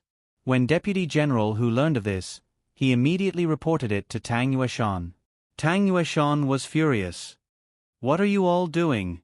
You can't even keep an eye on a prisoner. Hurry up and search for this marshal. Even if you have to turn the capital upside down, you must find Gu Chongqing for this marshal. The moon was dark and the wind was strong. Gu Jiao and Gu Chengfeng wore night clothes and lay under the flowers outside Tang Ming's courtyard. They had been lying in ambush for a full 2 hours. Will it work or not? Will the murderer really come to assassinate Tang Ming? Gu Chengfeng asked. Yes. Gu Jiao said. Nothing had changed. Gu Chongqing had been sentenced to death and Gu Chongqing had left the barracks. The only difference was the way he left, but Gu Jiao did not think that this would affect the murderer's performance. Gu Chengfeng whispered, "It's almost midnight now. Other than seeing people from the Tang residence coming and going, we don't see a single shadow of the murderer." Yes, in the dream, Tang Ming had been killed before midnight, so it should be now. Why hadn't the murderer shown himself yet? Wait. People from the Tang residence came and went. Gu Jiao stood up. This is bad. The murderer is inside. He's from the Tang residence. Tang Ming deserved to die, but he could not die tonight. The latest chapter of this book is not finished yet. For more exciting content, please scan the QR code below to download the app. Novels are updated at a faster rate. Millions of novels are free to read. Novels with connotations that can't be found online are all available here. https://www.zhbqg.com/89642_826/112452620. HTML Genius memorized this website's address in 1 second. www.zhbqg.com Biku Gu mobile reading website, zhbqg.com.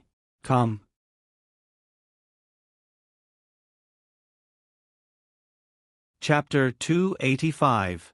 The latest chapter of this book is not finished yet. For more exciting content, please scan the QR code below to download the app. The novel will be updated even faster. Millions of novels will be read for free. All the novels that can't be found online are available here. There was no light in the dark room, and the incense stove emitted a faint medicinal fragrance. Tang Ming was wrapped up like a dumpling, and he fell asleep in pain. He was completely unaware that a dark shadow was quietly approaching him. That dark shadow silently came to the bed and raised the dagger in his hand. The dagger flashed coldly and reflected in Tang Ming's eyes. Tang Ming opened his eyes in shock.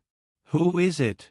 That person covered Tang Ming's mouth with one hand and held the dagger tightly with the other. He stabbed it viciously toward Tang Ming's stomach. Tang Ming struggled, but he was seriously injured. How could he have any strength left? Just as the dagger was about to stab into his body, the window was suddenly knocked open.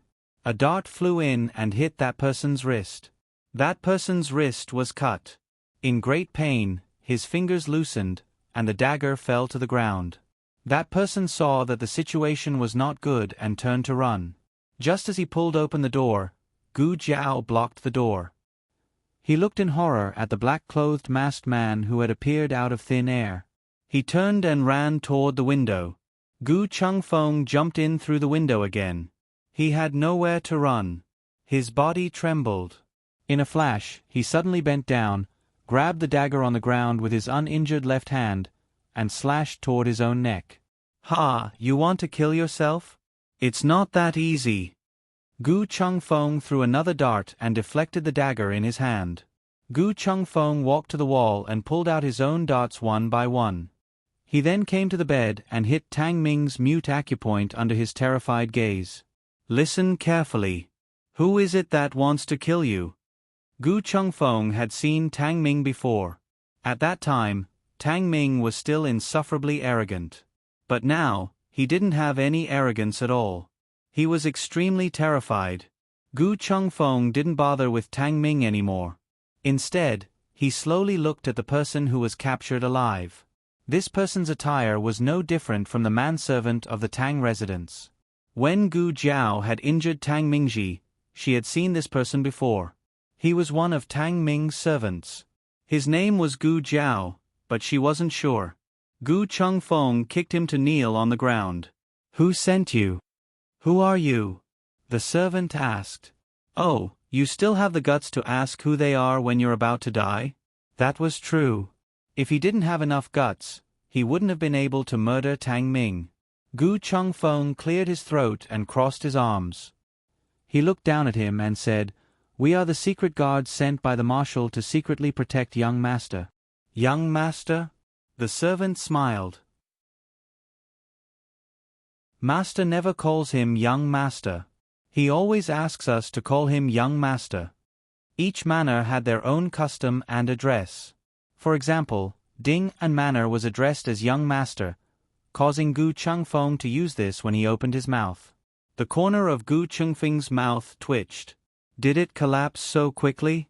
Could he let the #1 bandit in the capital have a taste of being a secret guard?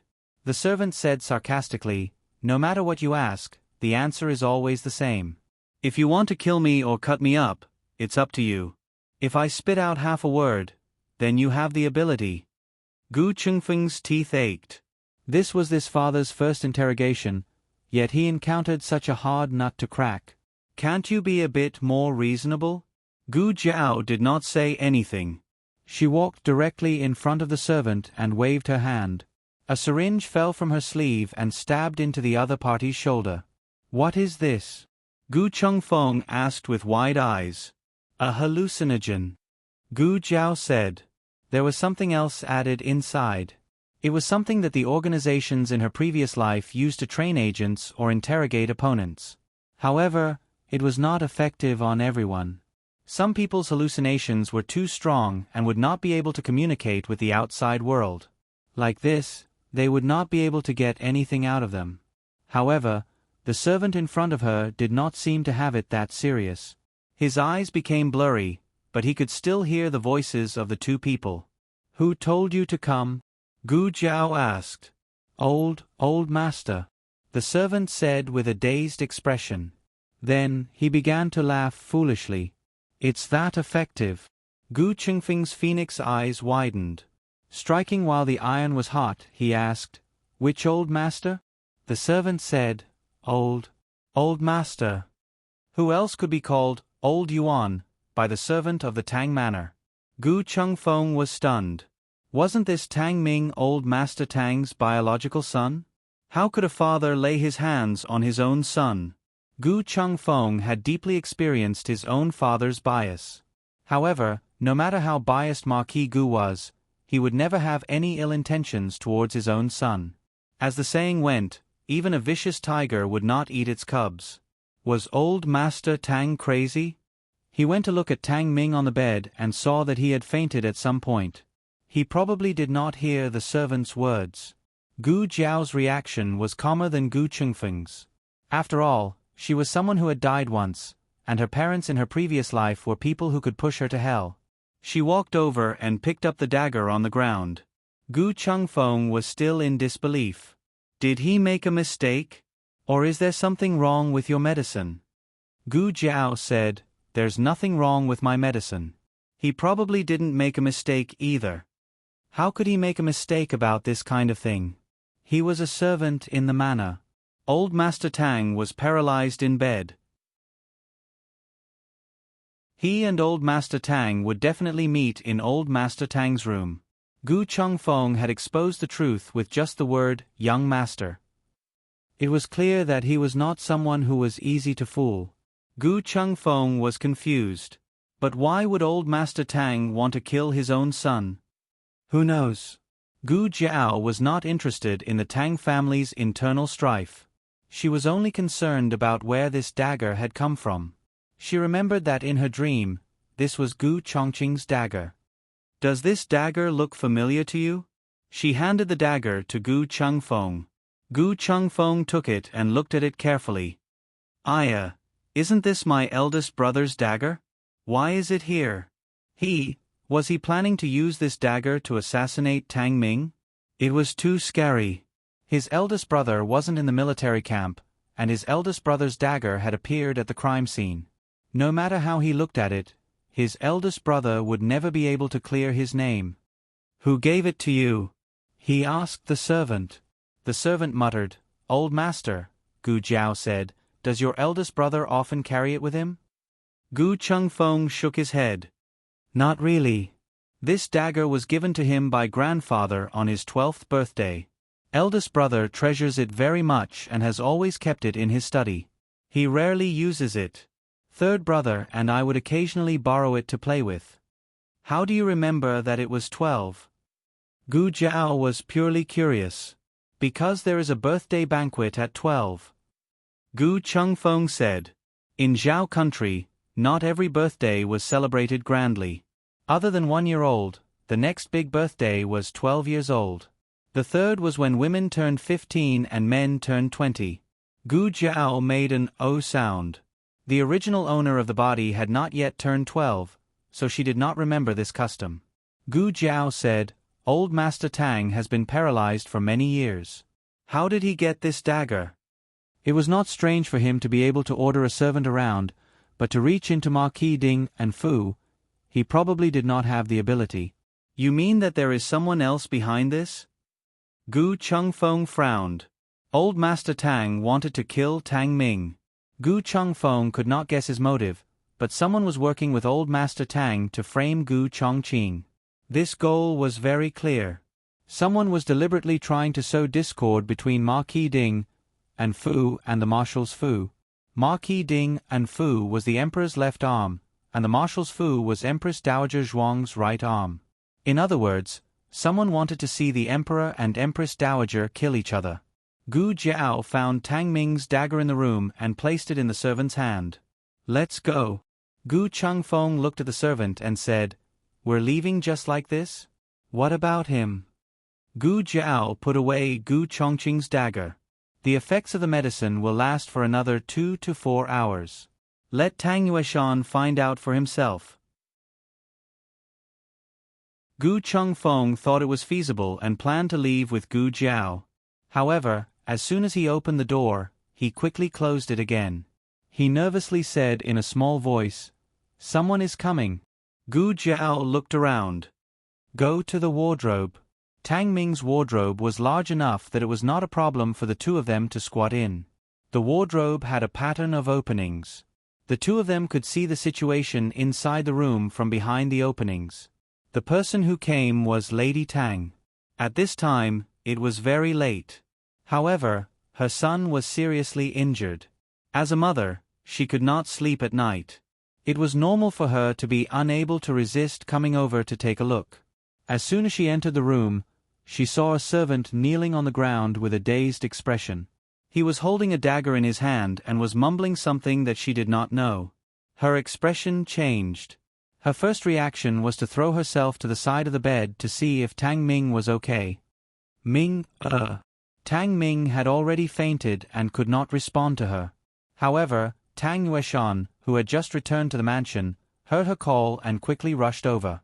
When he entered the room, Lady Tang had just taken the dagger from the servant's hand. Tang Yueshan saw that Lady Tang was holding a dagger and his eyes trembled. He almost instinctively went to the side of the bed and blocked the unconscious Tang Ming. Ming is your son. What do you want to do? Gu Chengfeng frowned. Tang Yueshan's reaction was very strange. Other than Lady Tang, there were two other people in the room, Tang Ming and the servant. Lady Tang was holding a dagger in her hand. Even if Tang Yueshan suspected that she wanted to kill someone, why did he suspect that she wanted to kill his own son instead of the servant? Digression. Third watch. Are you surprised? Are you surprised? Also, are there any guaranteed monthly tickets? The latest chapter of this book is not finished yet. For more exciting content, please scan the QR code below to download the app. Novels are updated faster and more complete. Millions of novels are free to read. There are all the novels that you can't find online. https://www.zhbqg.com/89642_826/112445513. HTML Genius memorized the website address in 1 second. www.zhbqg Kombiku Gu mobile reading website, M. ZHHBQG. Com.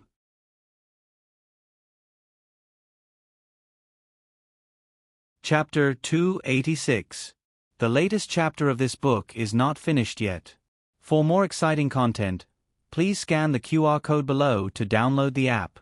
Novels are updated faster. Millions of novels are free to read. There are all kinds of novels that can't be found online. After all, Mrs. Tang was just a housewife. She was not shrewd or scheming. Being doubted by Tang Yueshan, she felt wronged and couldn't help but argue, I didn't want to kill Ming, Then this dagger.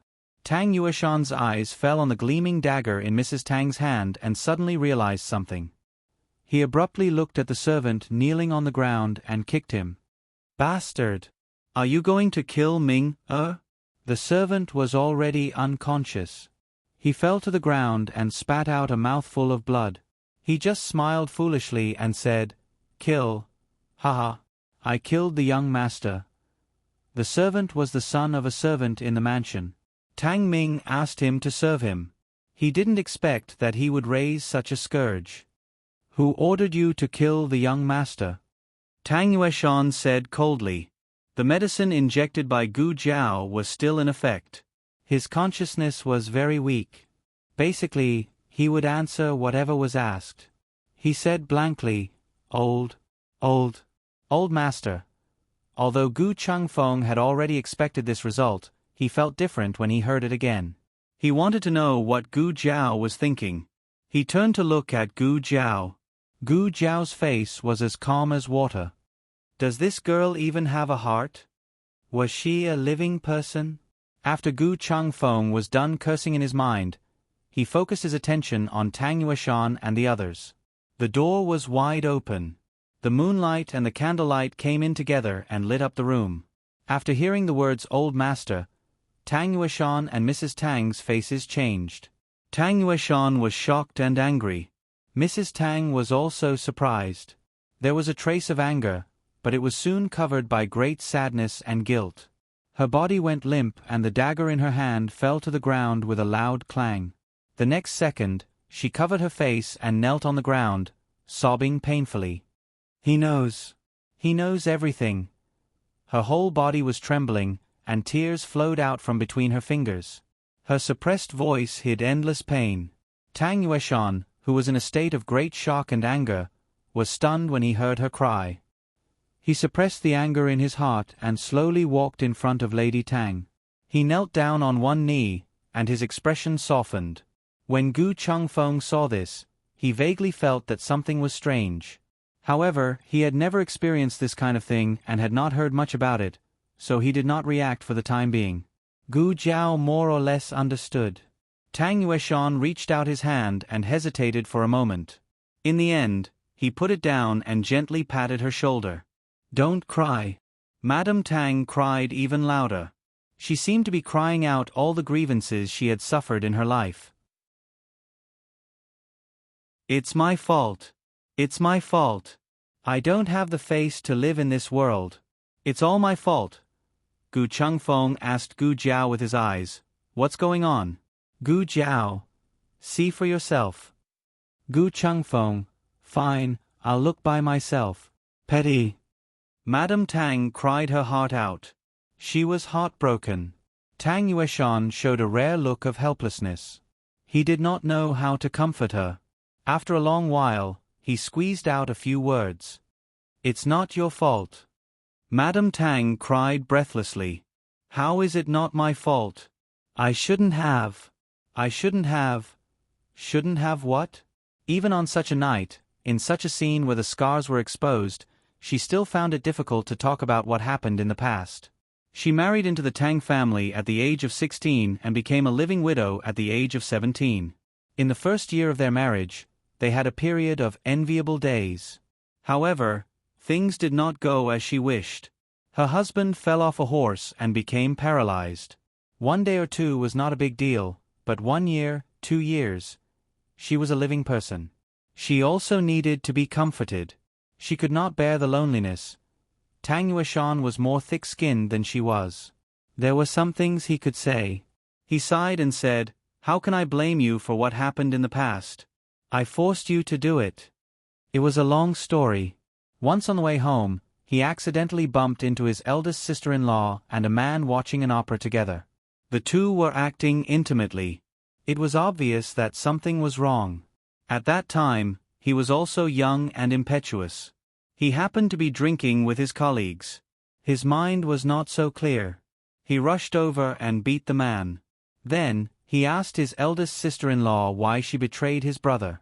She could not bear the loneliness? She liked to seduce men so much? She was so. In short, the bastard said a lot. He did not know whether it was his eldest sister-in-law's struggle that disturbed his mind or the strong liquor that destroyed his mind. When he came to his senses, the mistake was already made. After that, his eldest sister-in-law became pregnant. In order not to let his eldest brother find out, they gave him some medicine, saying that they wanted to leave him an heir. His eldest brother believed it. He really thought that his eldest sister-in-law was pregnant with his child. During her pregnancy, his eldest sister-in-law regretted it more than once and wanted to abort the child. Even after giving birth, she was very cold to the child. It was only when Ming-er slowly learned how to smile and call her mother that her heart softened. But after all, he had learned a lesson from the past. He was worried that his eldest sister-in-law would not want to see the child and would think that he was a bastard. So, he took Ming-er to his courtyard. When did his eldest brother find out? Was it when he raped his eldest sister-in-law several times after Ming-er grew up? Tang Yueshan clenched his fists, stood up, and strode out the door. Mrs. Tang's face changed. She seemed to realize something. She rushed over and hugged Tang Yueshan's leg. "Don't kill him. Don't." Tang Yueshan clenched his fists. His eyes were blazing. "I admit that I've wronged him, but you've seen how I've treated him all these years. If he sends someone to kill me, I won't hold it against him. But he wants to kill Ming-er." Mrs. Tang cried and begged. I beg you, let him live. He is already living a life worse than death. Please don't kill him." Tang Yueshan sneered. "Ha, maybe he wants to die. Instead of living in pain, it is better to give him a quick death." Mrs. Tang hugged Tang Yueshan's leg tightly. Her tears fell on his clothes. "He is Ming-er's father. If you kill him, what will happen to Ming-er?" Tang Yueshan said coldly. "I am his father." Gu Chengfeng was so absorbed in listening that he did not notice that his hair tie had loosened. A strand of hair suddenly fell, brushing his face and scratching the tip of his nose. He felt itchy on the tip of his nose and could not help but shiver. Achoo! It was over. It was all over. Gu Chengfeng closed his eyes tightly. He wished he could become bald like Gu Chenglin. Tang Yueshan and Mrs. Tang were also startled by the sudden sneeze. Mrs. Tang's crying stopped abruptly. The servant was by the bed. The sneeze came from the wardrobe opposite. Mrs. Tang stood up. Her face was pale. Tang Yueshan stood in front of her and looked at the wardrobe vigilantly. "Who is it? Come out." There was no movement from the wardrobe. Tang Yueshan unleashed a gust of wind from his palm without hesitation.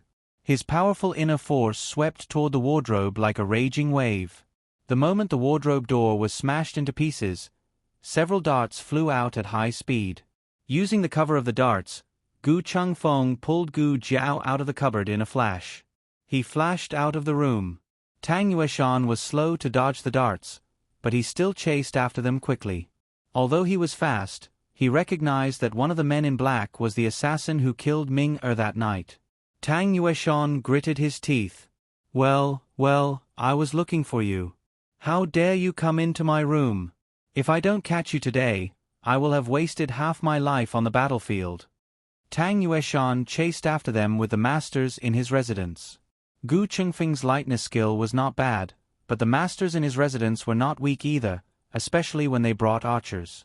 The cavalry of Marquis Schwamping's residence and the archers of the marshal's residence were famous in the 6 kingdoms. Rows of strong bows were drawn, and arrows came whistling down from the sky. The whole street was filled with a murderous rain of arrows. The two of them had to duck into an alley. With their backs against the wall and ears filled with the sound of arrows, Gu Chengfeng's heart was pounding. That's terrible. No wonder it was said that even the Yen Kingdom's army could not take down a city guarded by the Tang family's archers. They were too powerful. Whoosh! They had clearly dodged into the alley, but there was still an arrow that shot towards them as if it had grown eyes. The two of them backed away. The arrow nailed into the bluestone floor, 3 inches into the ground. The arrow's feather flashed. Even Gu Jiao, who had seen firearms, had to admit that the Tang family's archers were powerful. This was much more murderous than the night they chased after her. That night, Tang Yueshan probably wanted to catch her alive, so he did not use his full strength. Tonight, they heard the most unbearable secret of the Tang family. Tang Yueshan would never let them live to see tomorrow's sunrise. A guard rode his horse and chased into the alley. Gu Jiao shot him down from the horse's back with a silver needle. Then she mounted the horse. Gu Jiao also mounted the horse. He sat behind Gu Jiao. Coincidentally, Tang Yueshan arrived at the same time and launched another palm strike. Gu Jiao urged the horse to rush out, but she was too late. The aftershock of the internal energy hit Gu Chengfeng's back. Gu Chengfeng spat out a mouthful of blood. His face scrunched up in pain. Why did he have to ride with her? Wouldn't it be better to wait for the next horse? The horses in the marshal's residence were not bad. Except for Gu Chongqing's, this was the fastest horse Gu Jiao had ever ridden. The horse ran fast, but the way it moved was a bit strange. Gu Chengfeng looked at the curvy horse and asked suspiciously, "Do you know how to ride a horse?" Gu Jiao said honestly, "No." "What?" Gu Chengfeng was confused. Gu Chengfeng was about to die from the bumpy ride. He felt as if his internal organs were about to shift. Tang Yueshan's punch did not cause him too much internal injury, but this girl's ride on the horse was about to seriously injure him. After a while, Gu Chengfeng felt that the scenery was not right. "Where are we going?" "The palace," Gu Jiao said. Gu Chengfeng said, "Why are we going to the palace?" "Are you crazy? When we get to the palace, we won't be able to escape." "Hey, hey, hey! Can't you stop? Stop right now! Stop! Ah! This stupid girl!" Gu Jiao had been to the palace several times, and each time she deliberately took a different route. She knew which was the shortest. However, Tang Yueshan had also thought of what she had thought. Moreover, Tang Yueshan was born and raised in the capital. No one knew the layout of the capital better than him. When they were about half a mile away from the palace, Tang Yueshan and his men caught up with Gu Jiao and Gu Chengfeng. Tang Yueshan quickly outflanked the two of them and the horse. The archers of the Tang residence were ready. They drew their bows to their fullest and knocked at least 3 arrows on each string. If the arrows were aimed at the two of them, they would be shot full of holes. Gu Jiao's horse stopped. Tang Yueshan rode on his tall and mighty steed and slowly walked towards Gu Jiao and Gu Chengfeng. He stopped about 10 steps away from them. He tightened his grip on the reins and looked at the two of them with disdain and hatred. "I'll give you a chance. Who sent you? Why did you hurt Ming-er? If you tell me the truth, I'll give you a quick death. You won't be able to live. You hurt someone you shouldn't have hurt and heard something you shouldn't have. The best I can do is to make sure you suffer less so that you can die a quick death." Gu Chengfeng gritted his teeth. "Why don't you just die? You son of AB*TCH. You have no regard for ethics. You and your sister-in-law." Bang! Tang Yueshan opened his palm. The force of his palm went through Gu Jiao and knocked Gu Chengfeng to the ground. Was he trying to hit a cow through a mountain? Gu Jiao estimated Tang Yueshan's strength in her mind and concluded that she was no match for him at the moment. Gu Jiao thought for a moment and took out a small notebook from her pocket. She wrote with a charcoal pencil, "Fine, I'll confess." Tang Yueshan thought, "Is she a little mute?" Gu Jiao scribbled 2 lines of words. "Someone ordered us to come here. That person is Gu Jiao's handwriting was crooked and Tang Yueshan struggled to read it. He couldn't help but lean forward to see whose name was at the end. Gu Jiao jumped up and held a scalpel in her hand. She rode on Tang Yueshan's horse and pressed the scalpel against Tang Yueshan's neck from behind. Great, he fell into her trap. Little mute, you've got some skills. But if you think you can control him like this, you're too naive. Tang Yueshan grabbed Gu Jiao's scalpel and threw Gu Jiao off the carriage, ignoring the risk of losing his hand. He jumped down from the air. Shoot. Gu Jiao asked, aren't you afraid of being shot like a hedgehog? Tang Yueshan sneered. I'm wearing the golden silk armor. It's invulnerable. Gu Jiao thought, I'm sorry. I lost to the equipment. Thousands of arrows were about to be fired. The blood drained from Gu Qingfeng's face. At this moment, the palace gates suddenly opened. A heavy, ancient rumble could be heard, as if an emperor's door had opened in the dark night. The Empress Dowager has arrived. Digression, Empress Dowager. Do I have a monthly ticket? The latest chapter of this book is not finished yet. For more exciting content, please scan the QR code below to download the app. Novels are updated faster and more frequently. Millions of novels are free to read. You can find all the novels that you can't find online.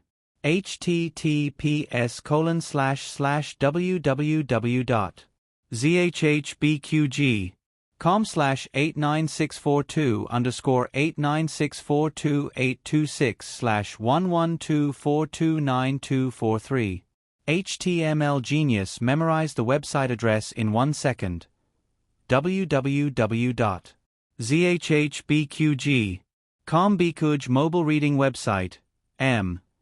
zhbqg.com.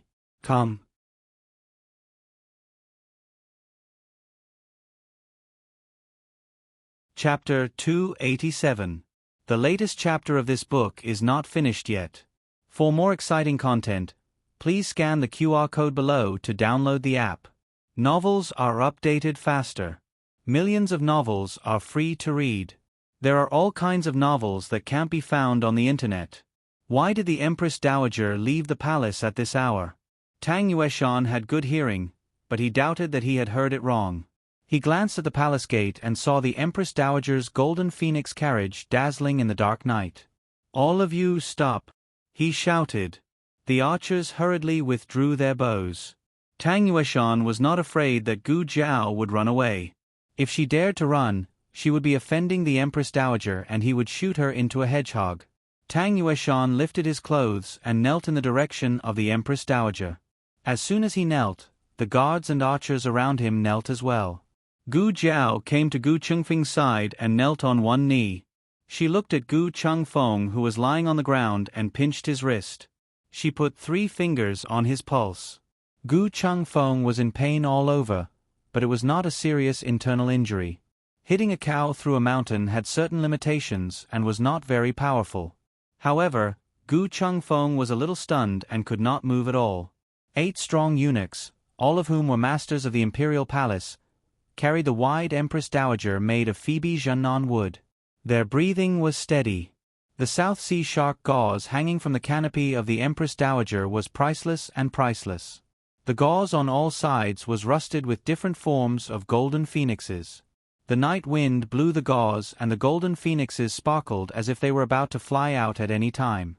Tang Yueshan was a decisive general, but at this moment he had to admit that Empress Dowager Zhuang was powerful. In this world, women had it harder than men. Women may have to work 10 times harder than men to achieve the same thing. Tang Yueshan would never underestimate this woman in the imperial harem.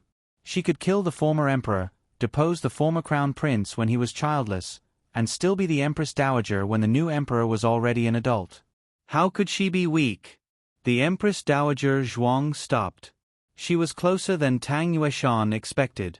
Tang Yueshan was flattered and almost forgot that there were 2 assassins behind him. Greetings, Your Majesty.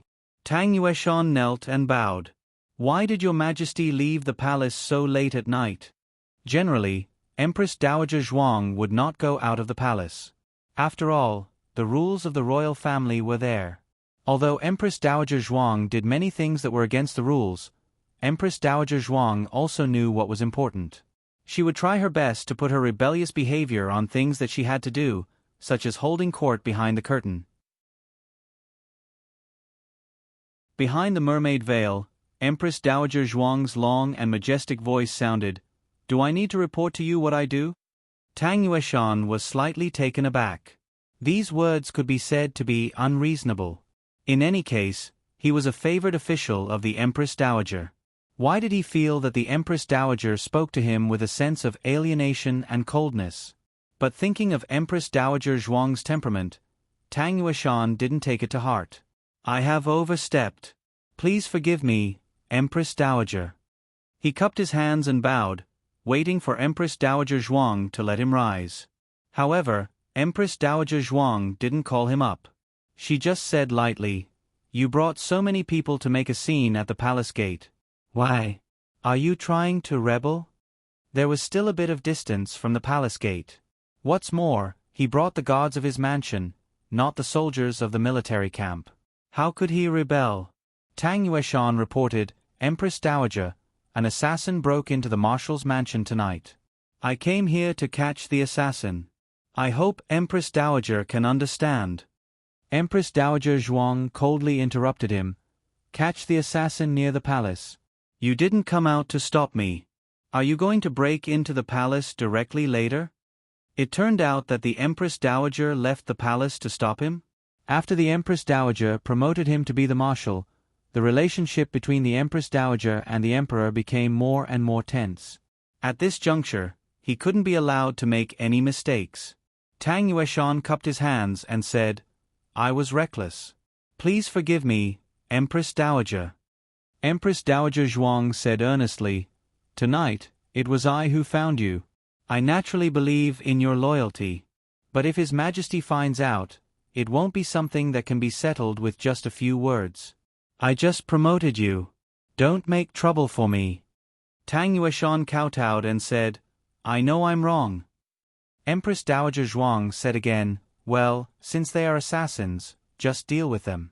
A long night is full of dreams, Eunuch Qin." Eunuch Qin stepped forward and said, "I'm here."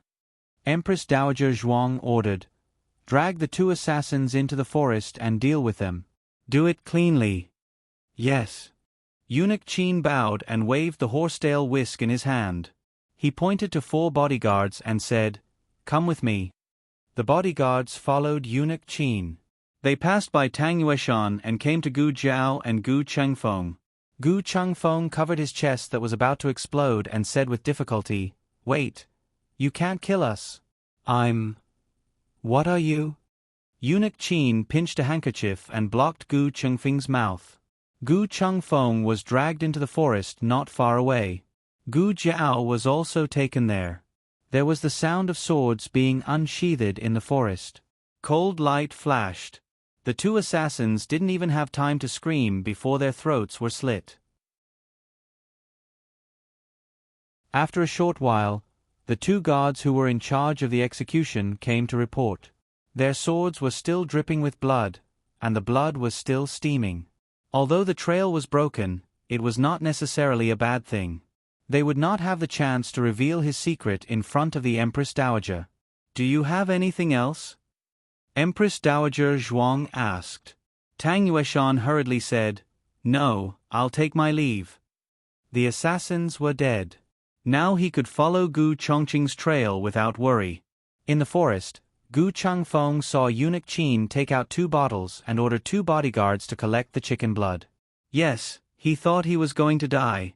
The bodyguards raised their swords and cut down 2 pheasants in the grass. Eunuch Qin said, "Pheasant blood is very fresh. It's delicious to make duck blood curd." Gu Chengfeng was speechless. "Is this the point? I was almost scared to death. You're telling me this? The Empress Dowager asked you to kill people. Is it okay for you to kill chickens? And you?"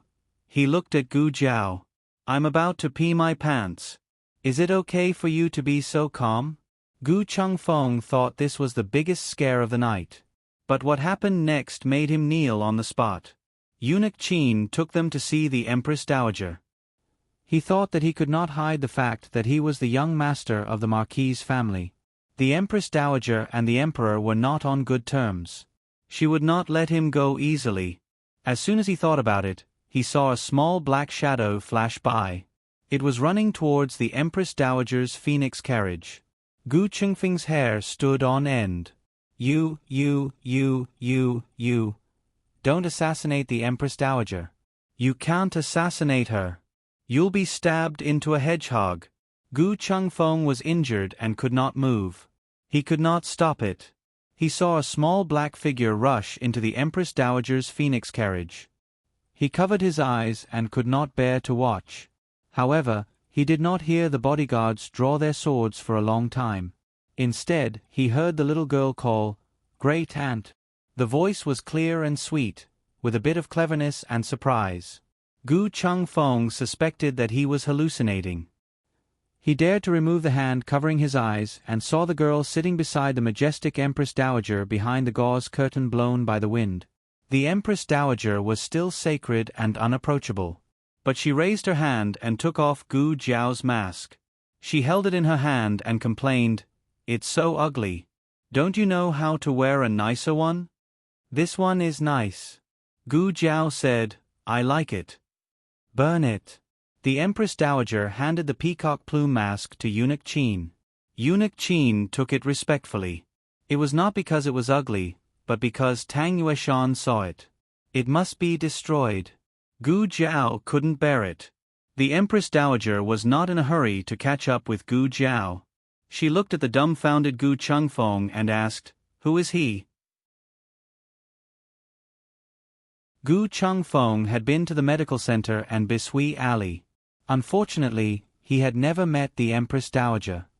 "Someone I know." Gu Jiao did not reveal Gu Chengfeng's identity. The Empress Dowager gave Eunuch Qin a look.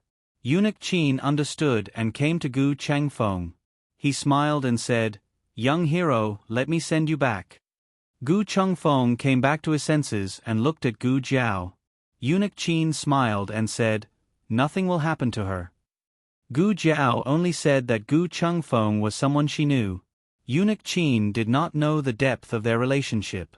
He also did not know how much Gu Chengfeng knew about Gu Jiao, so he did not mention her surname and only called her Mississippi. Gu Chengfeng's mind was in a mess. He was still confused about how his sister knew the Empress Dowager. His sister and the Empress Dowager were so close. His sister called the Empress Dowager great-aunt. His sister. No, she was not his sister. He did not pay attention to Eunuch Qin's words. However, he could see that Gu Jiao would be fine. He cleared his throat and said to Eunuch Qin, "Please send me to the Thousand Sound Pavilion on Luoyang Street." "Okay." Eunuch Qin smiled and agreed. The latest chapter of this book is not finished yet. For more exciting content, please scan the QR code below to download the app. Novels are updated faster. Millions of novels are free to read.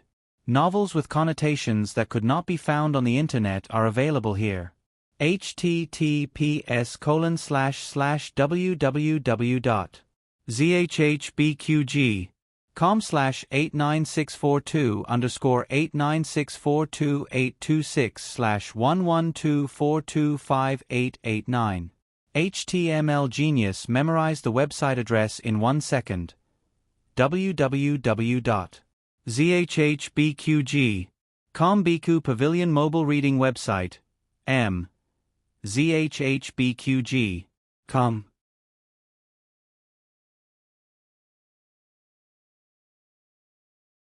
Chapter 288. The latest chapter of this book is not finished yet.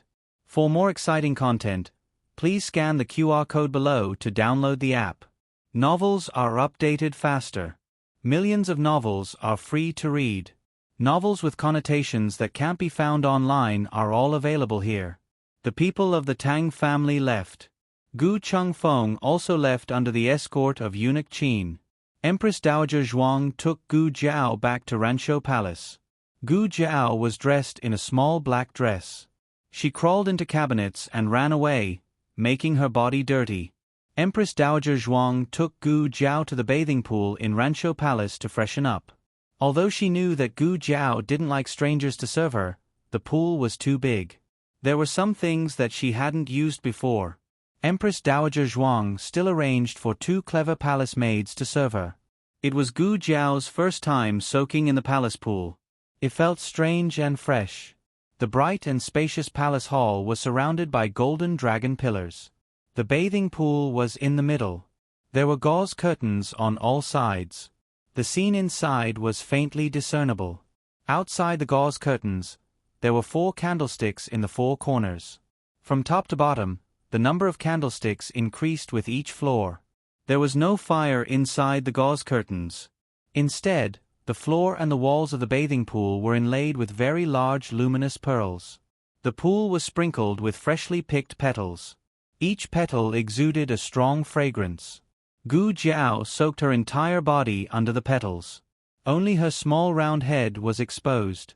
The palace maid knelt by the pool and said to her, "Miss, this servant will comb your hair." "Oh." Gu Jiao nodded. It was rare that she didn't refuse a stranger's approach.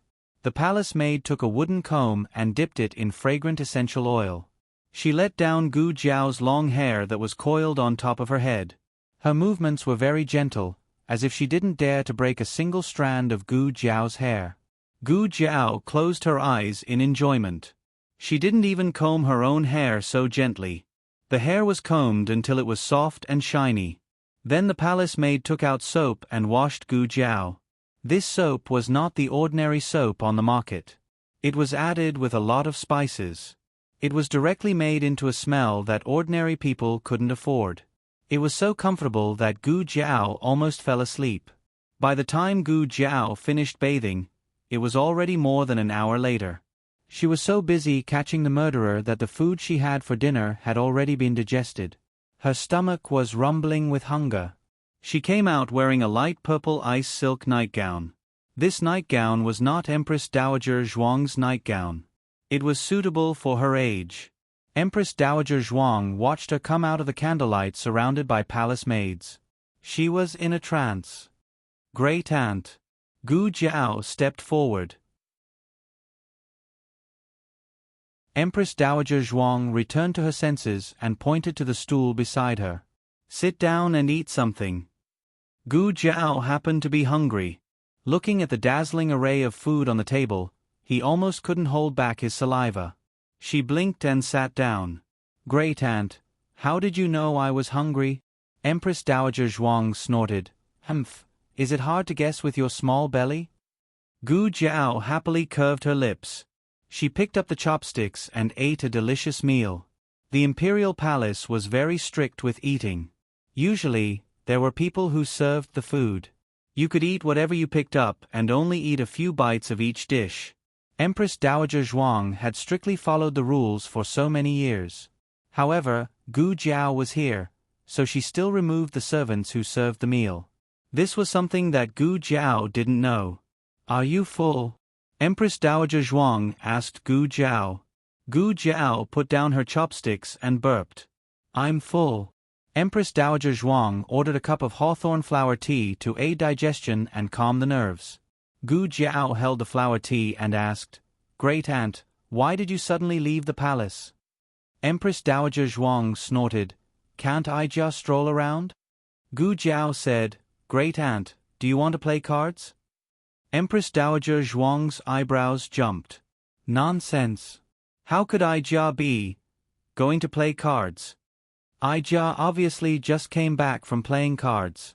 Empress Dowager Zhuang quickly shifted the blame away from herself. "You have the nerve to ask me why I left the palace. Aijia should ask you, what happened? Why did you go to Tang Manor in the middle of the night?" Gu Jiao glanced at her, lowered her head, and counted her fingers. "To catch the murderer." Empress Dowager Zhuang gasped. "What murderer did you catch? You took him to Marshal's mansion?" Gu Jiao said, "Someone wanted to kill Tang Ming and frame Gu Chongqing." Empress Dowager Zhuang knew Tang Ming. He was Tang Yueshan's nephew and was quite handsome. Gu Chongqing. Empress Dowager Zhuang frowned. This name was a bit familiar, but she couldn't remember it. Empress Dowager Zhuang's recovered memories were mostly related to Gu Jiao and little Jing Kong. Gu Chongqing came too rarely, so she couldn't remember him. Gu Jiao saw Empress Dowager Zhuang's confused face. She thought for a moment and said, "It was his first time playing cards and he won a lot of money from me." Empress Dowager Zhuang's face darkened. There was an image. This matter was complicated to describe, but Empress Dowager Zhuang had already heard some rumors.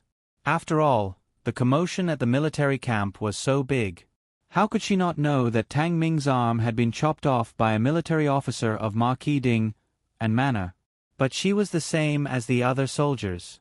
She believed that the military officer was fighting for justice for the original Gu family soldiers. Marquis Ding and manner was the emperor's power.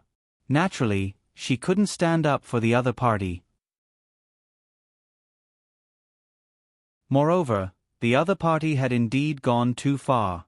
Tang Ming's punishment was unfair, but his crime didn't warrant having his arm cut off. He used the name of a martial arts competition to hurt Tang Ming. No matter how she looked at it, there was no way to be kind. It wasn't for the Gu family soldiers. Gu Jiao hesitated for a moment, but still told the truth. Tang Ming bullied Ah Yen. He took Ah Yen away and locked him up. We searched for half a night before we found him. It was Gu Chongqing who found him. He was just one step away. What? Gu Jiao didn't say anything else. But who was Empress Dowager Zhuang? She had eaten more salt than other people had eaten rice. How could she not have guessed what had happened? Empress Dowager Zhuang only had one request for Gu Yen. That was to live. It could be seen that this child was weak. Encountering this sort of thing was equivalent to taking away half of his life. Empress Dowager Zhuang's expression sank. Only one arm was cut off? Gu Jiao blinked. I also taught him a lesson. Tang Yueshan found out, so he wanted to capture me. Empress Dowager Zhuang expressed her suspicion. He only captured you for this? I think he just wanted to kill you. That was because I heard his secret. But in reality, it wasn't that different. Tang Yueshan wouldn't have let her go whether she heard the secret or not. That night, Gu Jiao and Empress Dowager Zhuang chatted for a long time. Gu Jiao was not someone who was good at communicating with others. She didn't speak much. Normally, if she knew something, she would be too lazy to speak. But her grand aunt had this kind of ability. She was able to make her put down the defenses in her heart and the awkwardness of her self-esteem. She was also able to be a little loudspeaker spirit for once. When Eunuch Qin returned to Rancho Palace to report, Gu Jiao had already fallen asleep on Empress Dowager Zhuang's phoenix bed. Her small face was facing Empress Dowager Zhuang. Her cheeks were pressed and her small mouth was slightly open. Crystal clear saliva flowed out. Empress Dowager Zhuang wiped her saliva and gently pulled the quilt to cover her. She picked up one of her hands and sighed, "It's cut again." Empress Dowager. Eunuch Qin bowed in a low voice. "The person has been sent." Empress Dowager Zhuang faintly hummed. Eunuch Qin took the wound medicine and handed it to Empress Dowager Zhuang. Empress Dowager Zhuang's fingertips smeared a little and carefully rubbed the medicine on Gu Jiao's palm where the reins were abraded. "Go and send a message to Bisui Ali. Tell that boy not to wait. Jiao Jiao will rest here tonight." Gu Jiao was too hot. In her sleep, she kicked off the quilt discontentedly. Empress Dowager Zhuang carefully covered her. Eunuch Qin suddenly laughed. "What are you laughing at?" Empress Dowager Zhuang asked in a low voice. Eunuch Qin said with joy, "This old servant has not seen Empress Dowager so humane for a long time. It seems that after you lost your memory, you found many things that were lost in the past." "Things that were lost in the past?" Empress Dowager Zhuang murmured. Eunuch Qin smiled and said, "Yes, the last time you were so humane was when Princess Ning and was by your side." Empress Dowager Zhuang's expression turned cold when he mentioned Princess Ning and Eunuch Qin realized that he had said something wrong and quickly lowered his head. This servant misspoke. Empress Dowager Zhuang lowered her eyes and stroked Gu Jiao's fingers. She said lightly, "You can leave." Eunuch Qin responded, "Yes, this servant will go to Bishui Alley. Wait. Empress Dowager Zhuang stopped him. Eunuch Qin turned around. Empress Dowager, do you have any other orders? Empress Dowager Zhuang said, Ijia remembers that there are many masks in the storehouse? Eunuch Qin said, yes, does Empress Dowager want masks? Empress Dowager Zhuang looked at the sleeping Gu Jiao and said, bring them all. Give them to the princess. Eunuch Qin's whole body shook. Empress Dowager Zhuang paused, let Jiao Jiao choose tomorrow morning. Eunuch Qin secretly sighed, yes. After Tang Yueshan bid farewell to Empress Dowager Zhuang, he immediately went to catch Gu Chongqing. In the end, he was told that Gu Chongqing had been in the barracks the whole time. Tang Yueshan quickly rushed back to the barracks and looked in disbelief at Gu Chongqing, who was quietly waiting outside the torture chamber where the fire had just been extinguished. Gu Chongqing was still handcuffed and shackled, and there was no trace of him escaping. You didn't escape? Gu Chongqing said indifferently, I have been in the barracks the whole time. I don't know where Lord Tang's words come from. Impossible. I have searched the entire barracks. You were clearly not there. Tang Yueshan suddenly thought of something and his eyes trembled. You were in the 18 bronze men array. That was the only place in the barracks that couldn't be searched, because entering it meant death. Tang Ming could only break through to the 12th level, let alone the other soldiers. Gu Chongqing only needed to hide in the last few levels to ensure that no one could find him. Cunning, too cunning. But Tang Yueshan couldn't figure out why Gu Chongqing would do this. If he had escaped to kill Tang Ming, it would make sense. But he didn't, and another assassin did. So why was he hiding in there? To play hide and seek? Gu Chongqing said seriously, I was afraid that the fire would be too big and burn me to death, so I found a safe place to hide. Tang Yueshan, no matter how bad Tang Yueshan thought this reason was, it couldn't change the fact that Gu Chongqing didn't escape the barracks. Tang Yueshan was full of anger, but he had nowhere to vent it. He gritted his teeth and said coldly, Humph. So what if you didn't escape this time? You'll still be executed in 3 days. In Gu Jiao's dream, Tang Yueshan let Gu Chongqing go because Gu Chengfeng took the blame. But now, without Gu Chengfeng taking the blame, Gu Chongqing would still be executed in 3 days. Originally, Gu Chengfeng and Gu Jiao thought that if they caught the real murderer of Tang Ming, they would be able to find the mastermind behind the impersonation of Fei Shuang and wash away the truth of Gu Chongqing's prison break. Who would have thought that the mastermind would be so cunning?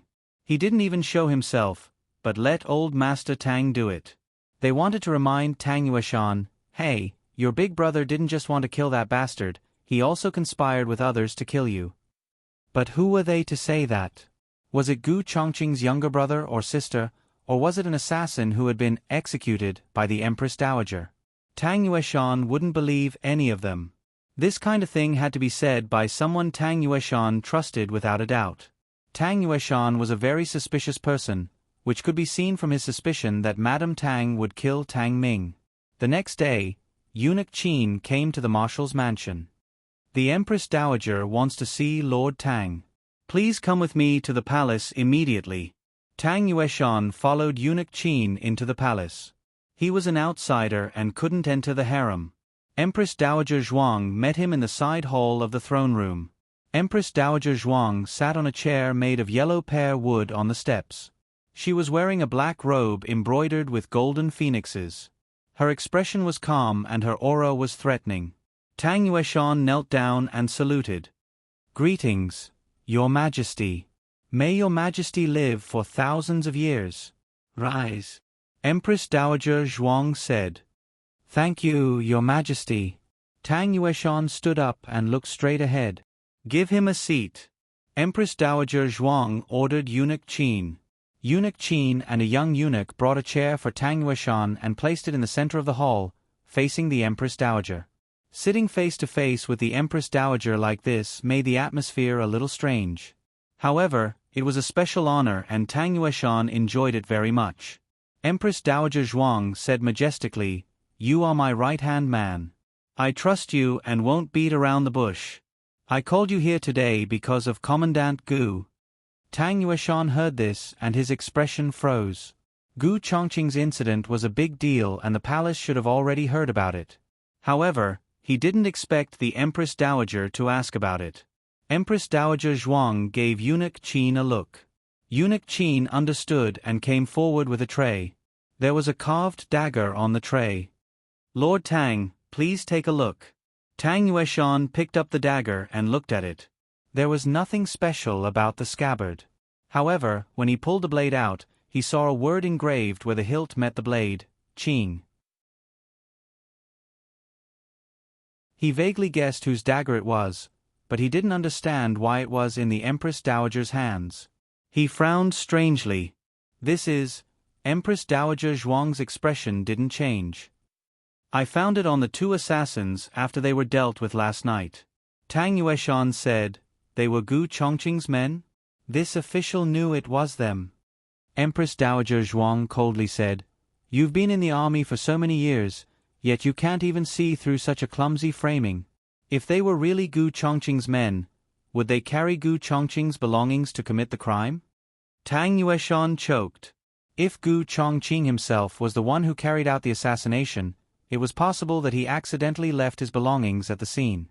However, if someone else took his belongings, how could it not be framing? Empress Dowager Zhuang continued. Don't look. This official has already confirmed with the Marquis Ding and Fu. This is Commandant Gu's dagger. Also, this official heard that last night, the barracks torture chamber caught fire and almost burned Commandant Gu to death. Tang Yueshan put the dagger back on the tray. Eunuch Qin took the tray and retreated to the side. Tang Yueshan replied, yes, but he hid in the 18 bronze men formation and was unharmed. Empress Dowager Zhuang's eyes were cold. Is a mere fire worth him hiding in the formation? In this official's opinion, it's clear that someone wants to force him out. Then why didn't he capture the other party? Tang Yueshan asked. There was a reason for his suspicions. If Gu Chongqing could beat the other party, then there was no need for him to hide. But if Gu Chongqing could not defeat the other party, then the other party could also break through the array formation that he could break through. They could still force him out. Empress Dowager Zhuang calmly said, if the other party turned around and said that they came to save him and were his accomplice, what would he do? Would you believe him, or would you believe the assassin? Naturally, he would believe the assassin. Hatred had already blinded Tang Yueshan's eyes. He wouldn't believe any evidence that would be beneficial to Gu Chongqing. Tang Yueshan was choked speechless. Empress Dowager Zhuang slowly sighed. This official knows that you really want to execute Commandant Gu. Tang Yueshan clenched his fist. Doesn't he deserve to die? He harmed Ming-er. Empress Dowager Zhuang's cold eyes sharpened. She slapped the table. But your Ming-er also harmed others. Even a top-notch expert like Tang Yueshan almost succumbed to the Empress Dowager's phoenix aura. Tang Yueshan's momentum weakened, but he was still full of unwillingness. Why do you say that, Your Majesty? Bring him in. As soon as Empress Dowager Zhuang's voice fell, 2 strong eunuchs escorted in a young man with unkempt hair and a dirty face. Tang Yueshan looked at him for a long time before he recognized him. Aren't you Ming-er's servant? The one called Deng Guo. Deng Guo fell to his knees. Your Majesty, please spare my life. Master, please spare my life. Tang Yueshan's face darkened. Where have you been these days? I've been looking for you everywhere. Deng Guo cried in fear. I heard that Commandant Gu cut off young master's arm. I ran away. Tang Yueshan frowned. Why did you run away? You're not the one who hurt him. Deng Guo trembled. He did not dare to say anything. I was afraid that Commandant Gu would come after me for revenge. Tang Yueshan became more and more confused. He said impatiently, Who do you think you are? He would come after you for revenge? Deng Guo hugged his head and curled into a ball. It was me. I drugged young Master Gu and took him out of the carriage.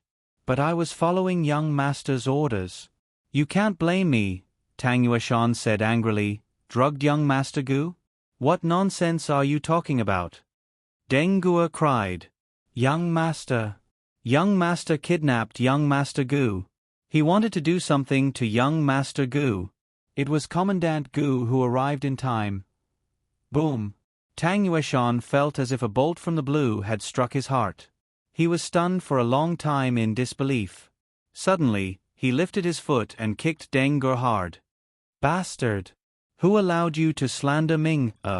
Empress Dowager Zhuang frowned. Eunuch Qin said sternly, Lord Tang, don't be presumptuous in front of the Empress Dowager. Tang Yueshan clenched his fist and resisted the urge to step on Eunuch Qin's head. Empress Dowager Zhuang waved her hand. Two eunuchs dragged Deng Guo away. Tang Yueshan trembled and his eyes were red. No. Ming wouldn't do that. He's such an upright person. How could he do something so despicable? Empress Dowager Zhuang could not help but roll her eyes. Soon, she coughed softly and said in a low voice, Do you know that the young master of Marquis Ding and has a heart problem? He was humiliated by Ming and suffered a heart attack. He hasn't woken up yet. Your Ming only lost an arm and you want to kill the murderer. Tang Ming's younger brother was already half dead, so how could he not want to kill Tang Ming? Tang Yueshan, you're a man. If it were you, would you be able to swallow this? Tang Yueshan's chest flipped over as he was struck by a heavy blow. He staggered a little. Now that things had progressed to this point, it was almost enough to forgive Gu Chongqing. However, this matter would always be a thorn in Tang Yueshan's heart. He would be angry at Tang Ming's incompetence, but he would still blame Gu Chongqing. Empress Dowager Zhuang pressed between her eyebrows and said, Do you know what I found in the assassin's clothes last night? What? Tang Yueshan asked blankly.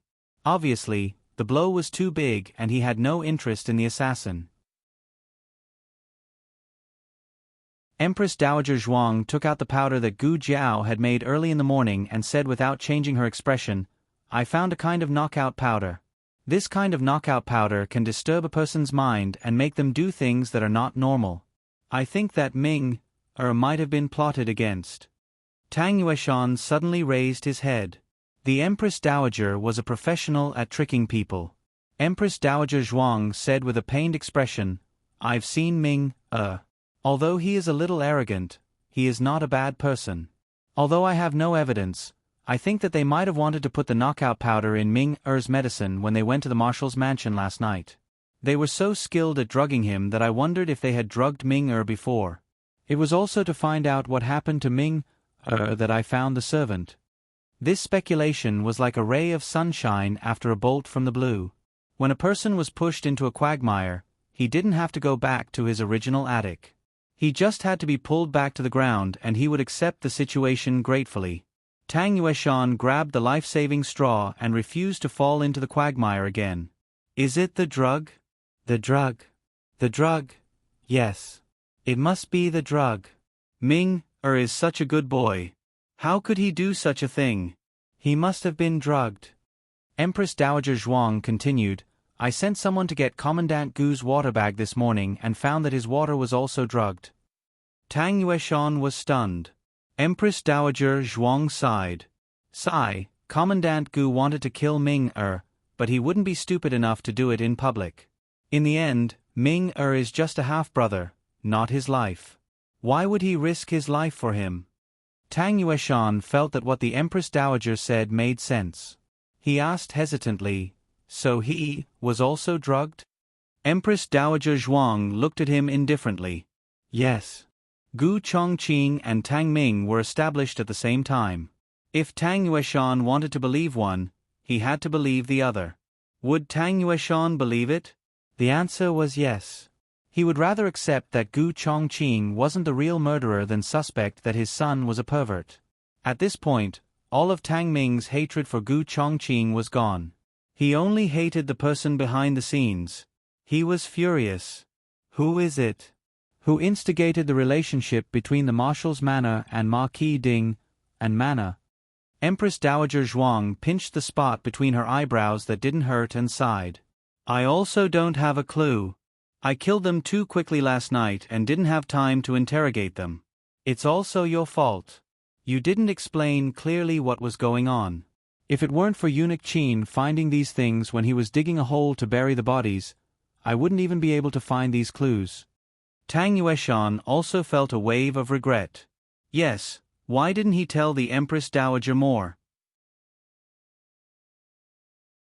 The Empress Dowager had found so many clues with just 2 corpses. If he had persuaded the Empress Dowager to leave them alive, wouldn't he have found out who was behind the scenes? What did it mean to be sold and still count the money? This was it. Empress Dowager Zhuang saw that she had deceived him enough. She could stop after a few more words. She waved her hand carelessly. All right, I've said all that needs to be said. What you should do is up to you. If you really want to kill Commandant Gu, I won't stop you. After all, he's one of the Emperor's people. Killing him isn't a pity. It wasn't a pity, but, when he thought that doing so would be exactly what the person behind the scenes wanted, Tang Yueshan couldn't bear this grievance. After causing his Ming-er to be like this, how could he let the other party succeed? Was he stupid? Haha, not only would he not kill Gu Chongqing, when the limelight was over, he would promote Gu Chongqing. He wanted to show the person behind the scenes that he, Tang Yueshan, wasn't a fool. After the news that Gu Chongqing was about to be executed came out, the old duke didn't sleep a wink all night. Finally, it was dawn. He didn't even have time to eat breakfast before he rushed to the palace to see the emperor. The emperor knew why he came. The emperor was also very melancholy. If this happened anywhere else, he might have a way to deal with it. However, this was the military camp. Everything was done strictly according to military rules. Even the emperor and the Empress Dowager couldn't interfere. Tang Yueshan didn't arrest Gu Chongqing for cutting off Tang Ming's arm. He arrested him for breaking out of prison in the middle of the night and becoming a deserter. This was a capital offense, regardless of official rank. Not to mention that he killed 2 innocent soldiers. Your Majesty, my grandson was wrongly accused. There must be more to this than meets the eye. Gu Chongqing didn't say a word to the old duke. The old duke didn't know that an assassin had come, nor did he know that Gu Chongqing had gone to visit Gu Yen. However, the old duke believed that Gu Chongqing wouldn't kill the innocent, and definitely wouldn't become a deserter. The emperor sighed. Why wouldn't I want to save him? However, all the evidence is against him, and he admitted it himself. This was the key point. Gu Chongqing admitted that he had broken out of prison. Even if he was the emperor, he couldn't act recklessly. The emperor gritted his teeth. If there's no other way, I will allow you to bring your men of sacrifice to the execution ground. However, this way, Gu Chongqing could no longer live under the sun. He couldn't inherit the Marquis estate. What was the difference between this and strangling someone? The old duke slumped to the ground in defeat. Suddenly, Eunuch Wei rushed in. Your Majesty! Your Majesty! Something big has happened. Military officer Gu. He.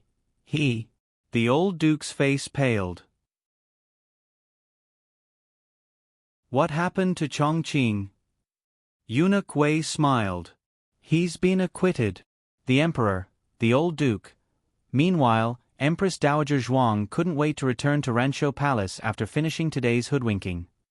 Jiao Jiao, it's done. Where's Ija's sugar eggs? Eunuch Qin, who was following behind Empress Dowager Zhuang, almost stumbled and fell.